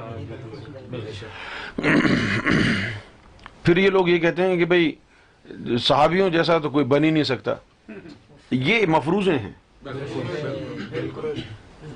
کیا خیال ہے آپ کو؟ کیا ضروری ہے کہ بھئی صحابہ کرام کے جیسی روحانیت کسی انسان کی نہ ہو سکے؟ نہیں جی، وہ پہلے آ گئے، پہلے تو آدم بھی آئے تھے حضور پاک سے پہلے، تو حضور پاک افضل کیسے ہو گئے؟ جو پہلے آئے تھے اگر وہی افضل ہیں، بعد میں آنے والے سب جو ہے وہ ایسے ہی لوفر لفنگے آئیں گے بعد میں، تو یہ تو کوئی بات نہ ہوئی نا بھائی۔ اب صحابہ کرام کے دور کے بعد اتنی بڑی بڑی ہستیاں آئی ہیں، یعنی اس دور صحابہ کرام کے دور کے بعد امام ابو حنیفہ جیسے لوگ بھی آئے اس دنیا میں، ابو الحسن خرقانی جیسے لوگ بھی آئے اس دنیا میں، شاہ کمال کیتلی رحمۃ اللہ علیہ جیسے لوگ بھی آئے، معین الدین چشتی رحمۃ اللہ علیہ جیسے عالم ربانی آئے اس دنیا میں، سلطان حق باہو جیسے لوگ آئے، لال شہباز قلندر جیسے لوگ آئے۔ جس طرح میں نے سرکار کی بارگاہ سے سنا ہے کہ عشق میں عشق الہی میں لال شہباز قلندر کا مقام محمد رسول اللہ سے بھی بڑا ہے۔ عشق میں آپ صحابیوں کو رو رہے ہیں،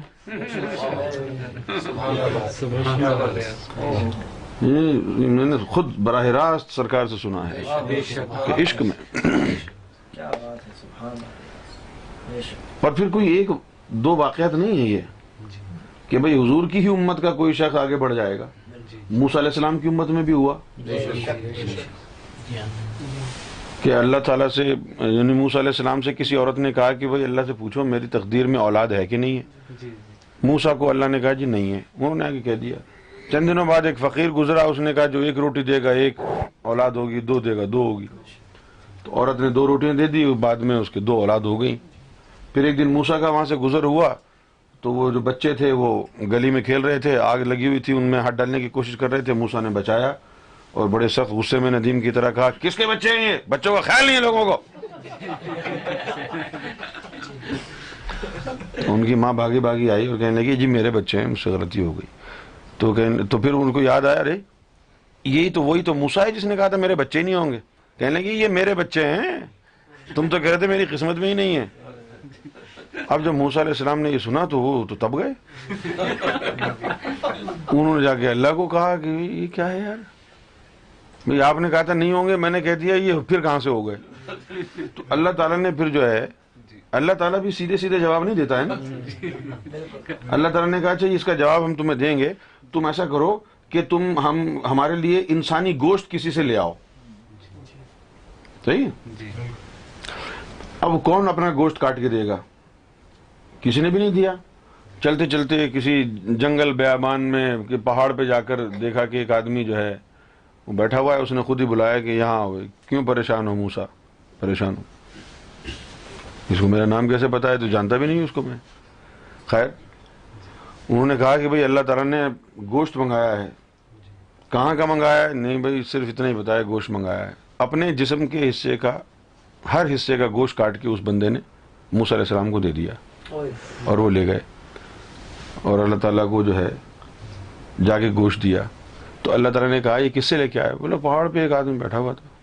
بولا اللہ تعالیٰ نے کہا موسیٰ کو تم بھی تو انسان تھے, جس نے میرے نام پہ اپنے جسم کے ہر حصے کا گوشت کاٹ کے دے دیا, اس نے کہا تھا کہ اس عورت کو 2 بچے دے دو, میں اس کی بات کیسے ٹالتا. اب آپ مجھے بتائیں کہ اس فقیر کا موسیٰ علیہ السلام سے بڑا ہی مرتبہ ہوگا نا, کہ اللہ نے موسیٰ کی بات نہیں مانی, اس فقیر کی بات مانی. کیوں جی؟ تو اللہ تعالیٰ ایسے کام کرتا ہے, انہی کی امت میں, انہی کے دور میں ان سے کوئی بڑا ہم پلہ دکھا دیتا ہے. تو اب جو ہے امام مہدی کا دور آ گیا. آپ ابھی تک صحابہ کوئی رو رہے ہیں.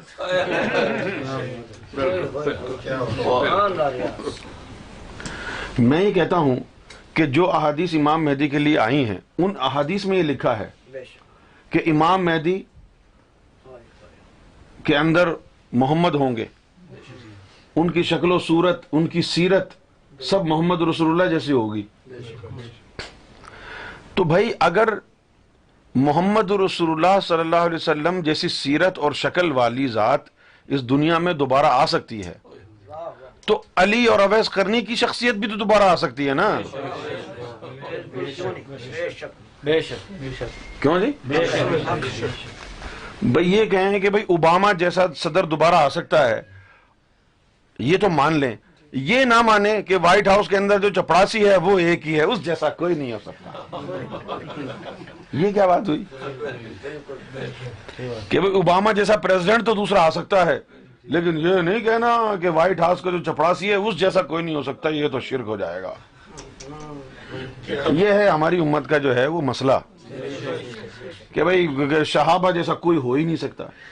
ارے محمد رسول اللہ نے فرمایا کہ میرے جیسی ذات آ رہی ہے, ان کا نام بھی وہی ہوگا, ان کا کردار بھی وہی ہوگا. اور قرآن مجید نے بھی کہا یا رسول اللہ صلی اللہ علیہ وسلم آپ کا جو دوسرا دور ہے وہ آپ کے پہلے دور سے بھی افضل ہوگا. تو بھائی محمد رسول اللہ کا دوسرا دور ان کے پہلے دور سے بھی افضل ہے, تو یہ بھی تو ہو سکتا ہے نا کہ حضرت علی کا دوسرا دور ان کے پہلے دور سے افضل ہوگا. پہلے دور میں ان کو کسی نے شہید کر دیا ہو, دوسرے دور میں انہوں نے سب کی گانٹ پھاڑ دی ہو.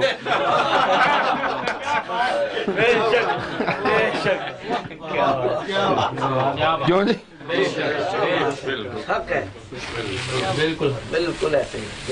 تلوار کی نوبت تو بعد میں آئے نا, پہلے تو آدمی گالیوں سے ہی گانٹ پھاڑ دے. کیوں جی؟ تلوار کی نوبت تو بعد میں آنے دینا، زبان سے ہی کام نکال لے پہلے۔ تو جب محمد رسول اللہ جیسی ہستی جو ہے وہ دوبارہ اس دنیا میں آ جائے، ان کے جیسا کردار آ جائے، تو پھر محمد رسول اللہ سے بڑا تو کوئی نبی آیا ہی نہیں دنیا میں۔ اگر ان جیسا کردار دنیا میں، احادیث کے مطابق بات ہو رہی ہے، ان جیسا کردار دنیا میں دوبارہ آ گیا ہے، تو پھر صحابہ کرام جیسا یا ان سے بہتر کا آنا یہ خارج الامکان تو نہیں کہا جا سکتا ہے۔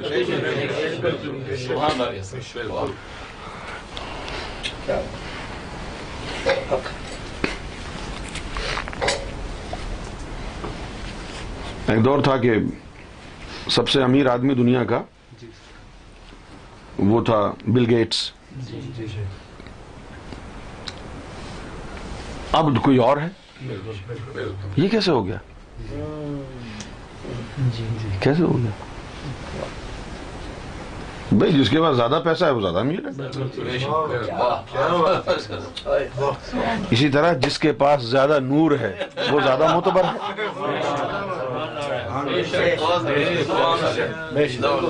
جو رب کے زیادہ قریب ہے وہ زیادہ جو ہے مقرب ہے۔ صحیح ہے نا بھائی؟ جو رب کے زیادہ قریب ہے وہ زیادہ مقرب ہے۔ سرکار نے ہم کو سوچ دی، سرکار نے ایک دفعہ گفتگو کرتے ہوئے فرمایا کہ اپنی بابت فرمایا کہ ہم جو تعلیم دے رہے ہیں اس تعلیم سے تم داتا اور خواجہ تو نہیں بنو گے، ہو سکتا ہے بن بھی جاؤ۔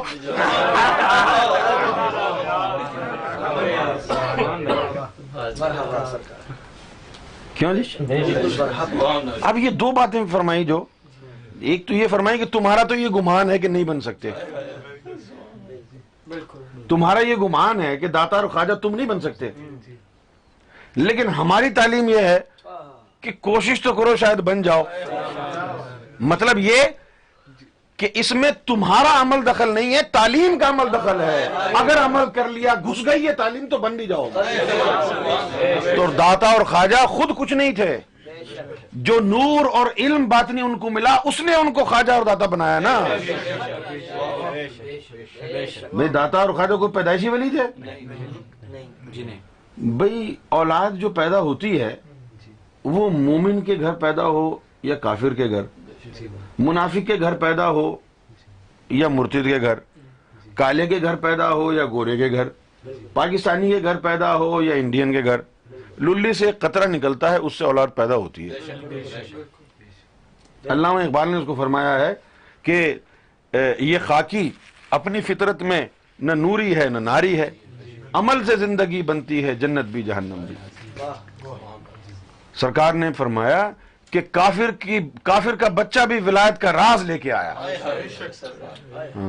پھر جنہوں نے اس ولایت کے راز کو اس تعلیم کے ذریعے پا لیا وہ تو بڑے بڑے ولایت کے بڑے بڑے مقام پر پہنچ گئے، اور تم لا الہ الا اللہ محمد رسول اللہ زبان سے پڑھ کے ہی افضل ہو گئے۔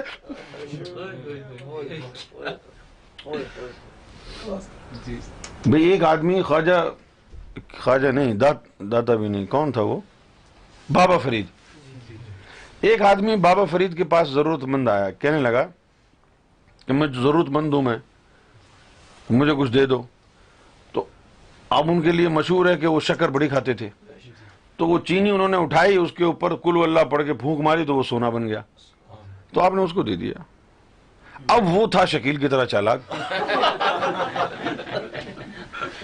وہ گیا گھر اور شور مچا دیا کہ سونا بنانے کا طریقہ آ گیا مجھے، تو اس نے ادھر ادھر سے سب کی چینی چرا لی،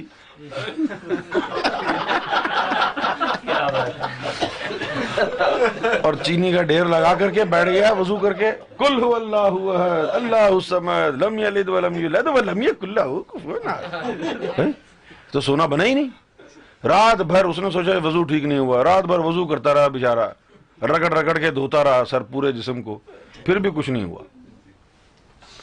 صبح دوبارہ پہنچ گیا، کہنے لگا حضرت آپ نے چینی کو کل واللہ پڑھ کے سونا بنایا ہے، میں ساری رات لگا رہا کچھ ہوا ہی نہیں، اس کی وجہ کیا ہے؟ فرمایا کل واللہ تو وہی ہے، بس صرف زبان کا فرق ہے، زبان کا فرق ہے، پہلے فرید جیسے زبان تو لے کے آ۔ اسی قرآن کو دیکھو، میں جو بات بتا رہا ہوں اگر آپ کی وہ سمجھ میں آ گئی کہانی تو آپ کو بڑی خوشی ہوگی، ٹھیک ہے نا؟ اسی قرآن کو حضرت علی نے پڑھا، اسی قرآن کو آپ پڑھتے ہیں، وہ اتنے بڑے بڑے مقامات پر چلے گئے اور ہم ویسے کے ویسے ہیں، تو وجہ کیا ہے؟ حضرت علی افضل ہے نا، قرآن افضل نہیں ہے۔ کیا یہ بات ہے؟ نہیں، حضرت عمر افضل ہیں، قرآن تھوڑی افضل۔ قرآن اگر افضل ہوتا تو ہم بھی ویسے بن جاتے۔ تو بات قرآن کی عظمت کی نہیں ہے، تو قرآن تو عظیم ہے ہی نہیں۔ ان لوگوں کا تو یہی عقیدہ ہے نا بھائی، آپ لوگوں کا یہی عقیدہ ہے نا کہ کوئی نہیں بن سکتا ان جیسا۔ ہاں، کیوں بنے گا کوئی؟ وہ لوگ افضل تھے، قرآن کی کوئی اوقات ہی نہیں۔ نہیں، یہ تو ہمارا عقیدہ ہے نا بھائی، حضرت علی جیسا کوئی بن ہی نہیں سکتا، کیونکہ وہ حضرت علی تھے، وہ تو ہم کو تو 2 نمبر قرآن دیا ہے۔ ارے بات علی اور عمر کی نہیں ہے، بات جو ہے وہ قرآن کے اندر اترنے کی ہے۔ جس کے اندر اتر گیا وہ علی بنا، وہ ابو علی بنا، وہی خواجہ بنا، وہی داتا بنا۔ اور جن کے اندر نہیں اترا وہ گانڈو کا گانڈو رہا۔ سمپل ہے یہ بات۔ اگر آج تم کو بھی قرآن کو اپنے سینے میں اتارنے کا علم آ جائے تو چینی کیا، تم کو تو امر کن کی طاقت بھی حاصل ہو سکتی ہے۔ سونا بنانا کیا ہے؟ سونا بنانا تو اس جادو سے بھی ہو سکتا ہے، کوئی بڑی بات تو نہیں ہے۔ سلطان اقباؤ نے کہا کہ نظر جنہاں دی کیمیا ہوئے سونا کر دے وٹ، کہ جن کی آنکھوں میں کیمیا گری آ گئی ہو وہ وٹ یعنی پتھر پر نظر ڈال کے سونا بنا دے۔ اور اللہ ذات کریں دیا، یہ تو اللہ کی طرف سے طاقت ملتی ہے۔ کی سید تے کیا جٹ، جٹ ہو یا سید ہو اس سے فرق نہیں پڑتا، یہ انہوں نے کہا۔ لیکن گوہر شاہی نے فرمایا کہ سونا بنانے کی طاقت تو ابلیس کو بھی حاصل ہے، یہ حق اور باطل کی تمیز کے لیے جو ہے وہ موضوع نہیں ہے بات۔ حق اور باطل کی تمیز پھر کہاں سے ہوگی کہ نظروں کو، آنکھوں کو ایسی کیمیا گری عطا ہو جائے جو دلوں کو اللہ کے نام سے جاری کر دے، جو دلوں پر اپنی نظر سے اللہ کا نام نقش کر دے۔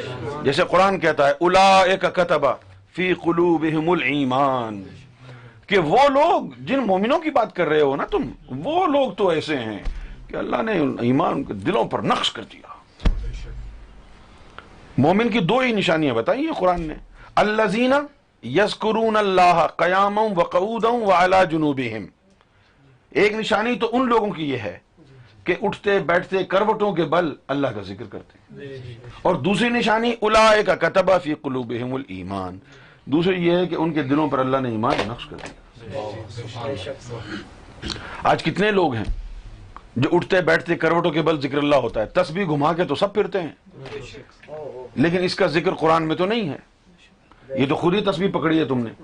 قرآن تو کہتا ہے کہ جو مومن ہیں ان کی شان یہ ہے کہ قیاما وقعودا وعلی جنوبہم، وہ کھڑے ہوں تب بھی اللہ کے ذکر میں ہیں، وہ بیٹھے ہوں تب بھی اللہ کے ذکر میں ہیں، کروٹوں کے بل سو رہے ہوں تب بھی وہ اللہ کے ذکر میں ہیں۔ میں سوتے وقت تو تسبیح گر جائے گی نا، سوتے وقت اللہ کے ذکر میں کیسے ہوگے تم؟ سوتے وقت اللہ کے ذکر کیسے ہو سکتے ہیں؟ قرآن مجید نے ایک لفظ استعمال کیا ہے وَعَلَى جُنُوبِهِمْ، جنوب کا مطلب ہے کروٹ۔ کچھ لوگ کہتے ہیں سوتے وقت اللہ کا دل اللہ کیسے کر سکتا ہے؟ تو اللہ نے لفظ وہ استعمال کیا کروٹ کا۔ ذرا غور فرمائیں، جب آپ سو رہے ہوتے ہیں اور ایک رخ پر سو رہے ہیں، آپ کا جسم 1 گھنٹے 2 گھنٹے ایک رخ پر لیٹے لیٹے جب تھک گیا تو آپ کو احساس بھی نہیں ہوتا، کروٹ لے لیتے ہیں. کبھی آپ بتا سکتے ہیں آپ نے رات میں کتنی کروٹیں لی؟ تو یہ آٹومیٹڈ ایک سسٹم اللہ نے جسم میں لگایا ہے کہ آپ کے دماغ تک میسج پہنچانے کی ضرورت نہیں ہے کہ جی میں کروٹ لینا چاہتا ہوں. نہیں، آپ کو پتا بھی نہیں ہے کہ کتنی کروٹیں لی. جب ضرورت پڑی کروٹ کی تو جسم نے کروٹ لے لی. تو جب جسم کو اتنی حساسیت اللہ نے عطا کی ہے تو انسان کے اندر کوئی ایسی مخلوق بھی اس نے ڈال دی ہوگی نا کہ تم سوتے رہو اور وہ اللہ اللہ کرتی رہے، تمہیں پتہ بھی نہ چلے. تم سوتے رہو دل اللہ اللہ کرتا رہے، تم کام کاج کرتے رہو دل اللہ اللہ کرتا رہے، تم بزنس کرتے رہو، اخبار رسالہ پڑھتے رہے، دل اللہ اللہ کرتے رہے. ہاں، یہ چیز تو ان نظروں سے عطا ہوتی ہے. تو رب نے تو ایسے بھی ہستیاں بنا کے بھیجی کہ جو ایک نظر ڈالیں تمہارے دل کے اوپر اللہ لکھ دیں، تمہارے دل کی دھڑکنوں کو اللہ اللہ میں لگا دیں. تو یہ ایمان عمل سے نہیں آتا، ایمان عطا سے آتا ہے. ایمان عمل سے نہیں ملتا ہے، ایمان یہ لکھ لیں اپنے دل پر عبارت، ایمان محنت سے اور عمل سے نہیں ہے، ایمان عطا سے ہے. کسی کی نظروں کا کرم ہے، کسی کی عطا ہے. جس طرف اٹھ گئی دم میں دم آ گیا، اس نگاہ گوہر شاہی پہ لاکھوں سلام.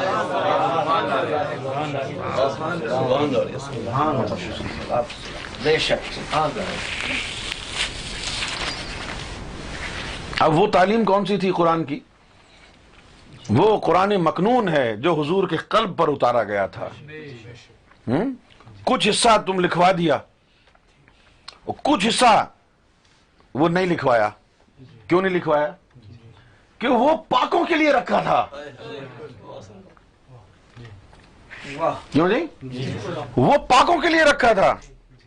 اس کے لیے کہا بھی کہ الف لام میم، کہ یہ جو الف لام میم ہے یہ ایک نام ہے ایک کتاب کا. الف لام میم یہ بھی ایک کتاب ہے اور یہ اس کا نام ہے الف لام میم. ٹھیک ہے نا؟ اچھا یہ کتاب کدھر ہے؟ ذالک الکتاب لا ریب فیہ. ارے نہیں یہ وہ کتاب ہے جس میں شکوک و شبہات نہیں ہے، جس کو مل گئی وہ مومن ہی مومن ہے. یہ کتاب جو پڑھا ہے کھا کے سارا مکر گئے جنہاں دے بغلہ وچ قرآن، اس کا تو کوئی پتہ ہی نہیں ہے کہ شک ہی شک ہے نا. قرآن بھی ہاتھ میں اٹھایا ہوا ہے تو جسم فروشی بھی ہو رہی ہے. قرآن بھی ہاتھ میں اٹھایا ہوا ہے تو رشوتیں بھی لے رہے ہیں. قرآن بھی ہاتھ میں اٹھایا ہوا ہے تو اغلام بازی بھی ہو رہی ہے. اس کتاب میں شک ہی شک ہے نا. شک کیا ہے اس کتاب کا؟ اس میں شک نہیں ہے کہ یہ اللہ کا کلام ہے یا نہیں ہے، اس میں شک ہے کہ اس کا پڑھنے والا مومن ہے یا نہیں ہے. ہاں، اس کے کنٹینٹس میں شک نہیں ہے کہ یہ اللہ کا کلام ہے یا نہیں ہے، بلکہ جس نے اس کو پکڑا ہوا ہے اس پر شک ہے کہ اس کو پڑھ کے یہ مومن بنا یا نہیں بنا. اس میں شک ہے. اور وہ جو ہے اگر اس کتاب کا تھوڑا بہت بھی حصہ کسی کو مل گیا تو پھر شک نہیں کرنا اس پہ کہ یہ مومن ہے یا نہیں ہے، کیونکہ اس تک پاک ہی پہنچ سکتا ہے، ناپاک جا ہی نہیں سکتا. ناپاک جا ہی نہیں سکتا نا ادھر. جب جا ہی نہیں سکتا ناپاک تو اس کتاب کو اگر کسی نے پکڑا ہو تو پھر شک کیوں کرو گے کہ یہ مومن ہے یا نہیں ہے. یہ جو گروپ ہے داتا کا، خواجہ کا، حافظ فرید، بابا فرید کا، یہ ان کا گروپ ہے نا جنہوں نے اس کتاب سے حصہ لیا. ہاں، یہ جو ہاتھ میں پکڑا ہوا ہے قرآن، اس کو پڑھ کے تو ولی نہیں بن سکتا. یہ جو تو نے قرآن پکڑا ہوا ہے نا، اس کو پڑھ کے تو خواجہ داتا نہیں بن سکتا. جو قرآن محمد رسول اللہ نے علی کو پڑھایا تھا وہ قرآن دوبارہ گور شاہی لے کے آ گیا. تو اب تو علی بھی بن سکتا ہے، تو داتا اور خواجہ بھی بن سکتا ہے، اور بنا رہے ہیں. پھر جو وہ علم تھا جس نے حضور پاک نے جس سے علی بنائے، اویس کرنی بنائے، وہ علم بھی آ گیا. اور اس کے بعد گوھر شاہی کا اپنا علم بھی آ گیا. جب یہ دونوں علم آ گئے تو خواجہ بھی پیچھے رہ گئے، داتا بھی پیچھے رہ گئے. میرا شاہی میرا شاہی گور شاہی گور شاہی. بھئی وہ ایک ہی علم سے خواجہ بن جاتے نا، تو اب یہ اور بھی علم آ گیا. ہمیں جب اور بھی علم آ گیا تو اب خواجہ داتا کی نہیں، اب پوچھو کہ کیا موسیٰ سے بھی افضل ہو سکتا ہے کوئی؟ اب پوچھو کیا کوئی عیسیٰ سے بھی افضل ہو سکتا ہے؟ کوئی ادریس اور الیاس سے بھی افضل ہو سکتا ہے؟ تو جواب ہے ہاں، اگر ریاض الجنہ اس میں بس جائے تو.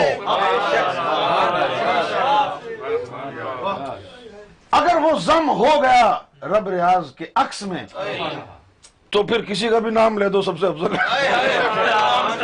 کسی کا بھی نام لے دو پھر وہ سب سے ہی افضل ہے، اگر اس میں وہ آ گیا. کیوں جی؟ جس طرح الف لام میم کی کتاب ہے، ایسا نہیں کہ اس علم کا قرآن میں ذکر نہیں، یہ جو علم آیا اوپر والا اس کا بھی ذکر قرآن میں ہے. قرآن نے کہا کہ الف لام را، اور اس کے بعد کہا تلکا آیات الکتاب الحکمہ. تلکا آیات الکتاب الحکمہ، یہ حکمت والی کتاب. اور یہ جو پڑھ رہے ہیں مسلمان، یہ کون سی کتاب ہے؟ اس کا کوئی ذکر نہیں. قرآن میں تو اچھی اچھی کتابوں کا ذکر ہے، بس الف لام میم کا ذکر ہے جس سے داتا اور خواجہ بنے. کیوں جی؟ اس میں شک کی بات ہوئی ہے کہ اس میں شک نہیں کرنا. اور یہ جو کتاب ہے اس میں حکمت کی بات ہوئی ہے، اور وہ حکمت کیا ہے؟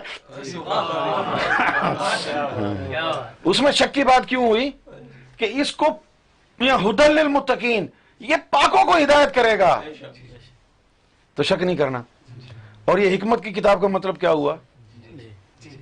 حکمت کی کتاب کا مطلب یہ ہوا کہ چور اور ڈاکو آئے گا، چور اور ڈاکو آئے گا اور ولیوں اور نبیوں سے اعلیٰ بن کے جائے گا. یہ حکمت ہو گئی نا.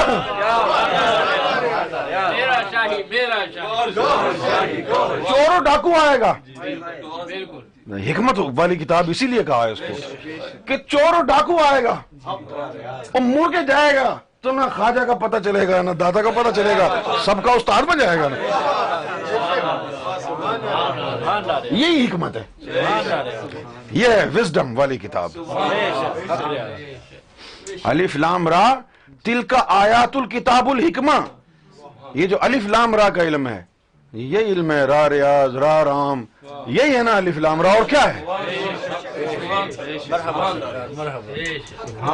بھئی جو تم را رام کو تم لگایا تمہارے اندر،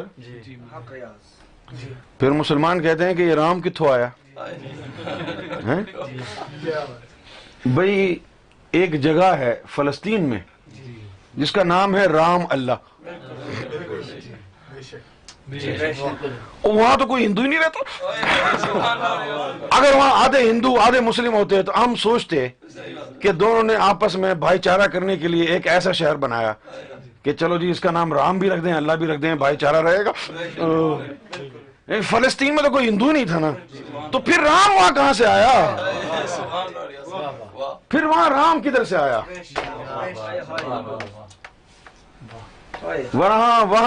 وہاں رام اس لیے آیا کہ وہاں کوئی الف لام را کا راز اترا تھا.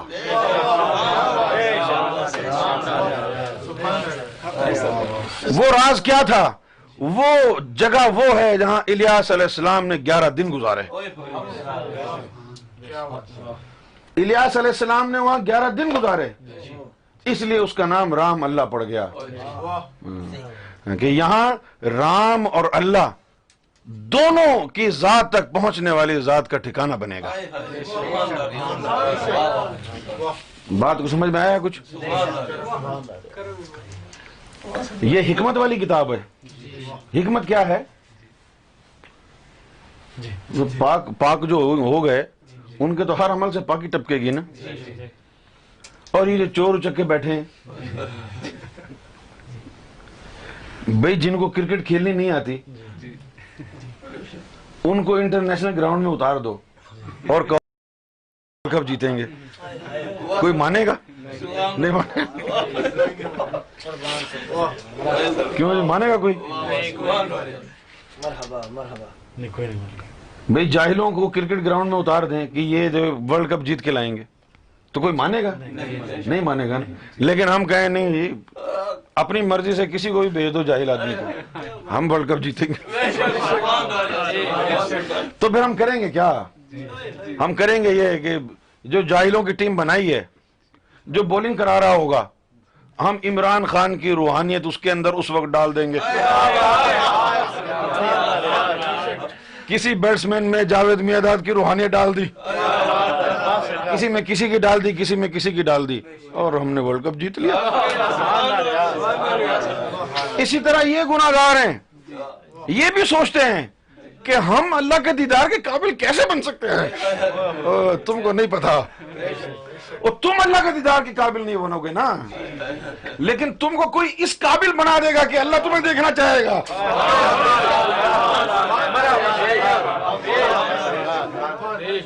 کوئی تم کو اس قابل بنا دے گا کہ پھر اللہ کہے گا میں نے ان بندوں کو دیکھنا ہے. ایک دفعہ کراچی میں غریب نواز کالونی کا علاقہ, 1986 کی بات, 2-4 آدمی سرکار کی بارگاہ میں بیٹھے تو اچانک سرکار کا کوئی موڈ ہوا اور فرمایا کہ اللہ جو ہے یوم محشر میں جب ہمارے بندوں کو ہم نے چیک کیا کہ یوم محشر ہے اور ہمارے بندے جو سب سے آگے کھڑے ہیں نبیوں سے بھی آگے, تو اللہ ہمارے بندوں کو بڑے گھور گھور کے دیکھ رہا ہے کہ یہ کون ہے جو نبیوں کی سب سے آگے کھڑے ہو گئے ہیں آگے.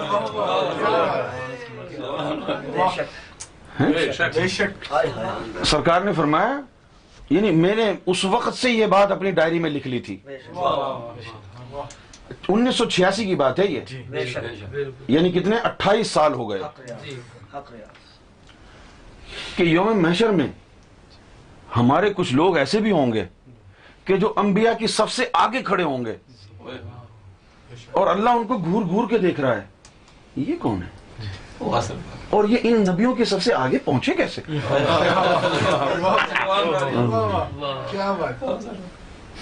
تو پھر میں نے پوچھا کہ ایسا سرکار کیسے ہوگا؟ فرمایا ان کے اندر کوئی ایسی چیز آئے گی جو نبیوں کے پاس بھی نہیں ہوگی.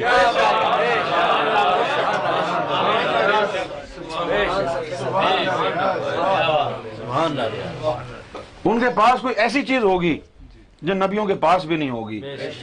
پھر جب اس چیز کا ہم پر دروازہ کھلا اور ہم کو چابی ملی, ہم نے وہ چیز کھول کے دیکھی. جب ہم نے وہ چیز کھول کے دیکھی تو ہم نے پھر اس کو آزمایا. ہم نے اس چیز کو آزمایا, اس چیز کو ہلکی پھلکی سے اس کا فلیور کسی کے دل کو لگایا. جب اس کے دل کو لگایا تو پیچھے چادر اوڑھ کے بیٹھ گئے. دیکھا کہ سارے فرشتوں نے جب اسے دیکھا تو سب اس کے سجدے میں گر گئے. پھر ملائکہ کو دیکھا, وہ اس کے سجدے میں گر گئے. پھر انبیاء کو دیکھا, وہ اس کی تعظیم میں کھڑے ہو گئے. تو پھر معلوم ہوا کہ یوم محشر میں جو نبیوں کے سب سے بھی آگے کھڑے ہوں گے, چور اور ڈاکو, ان کو وہاں کھڑا کرنے والی یہ چیز ہوگی. وہ چیز کیا تھی پوچھو؟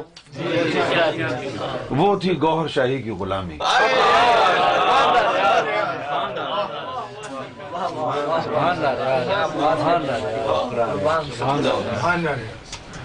فرمایا کہ انبیاء اور اولیاء قطار در قطار کھڑے ہیں سنگاپور ایئرپورٹ پر. 96 میں سرکار ہانگ کانگ تشریف لے گئے. 96 میں 7 میں نہیں 6 میں 96 میں ہانگ کانگ تشریف لے گئے. وہاں پر ایک چونکنگ مینشن پر ناتھن روڈ پر ایک مسجد ہے, تو اس مسجد میں غوثیہ مسجد, اس میں خطاب ہوا سرکار کا.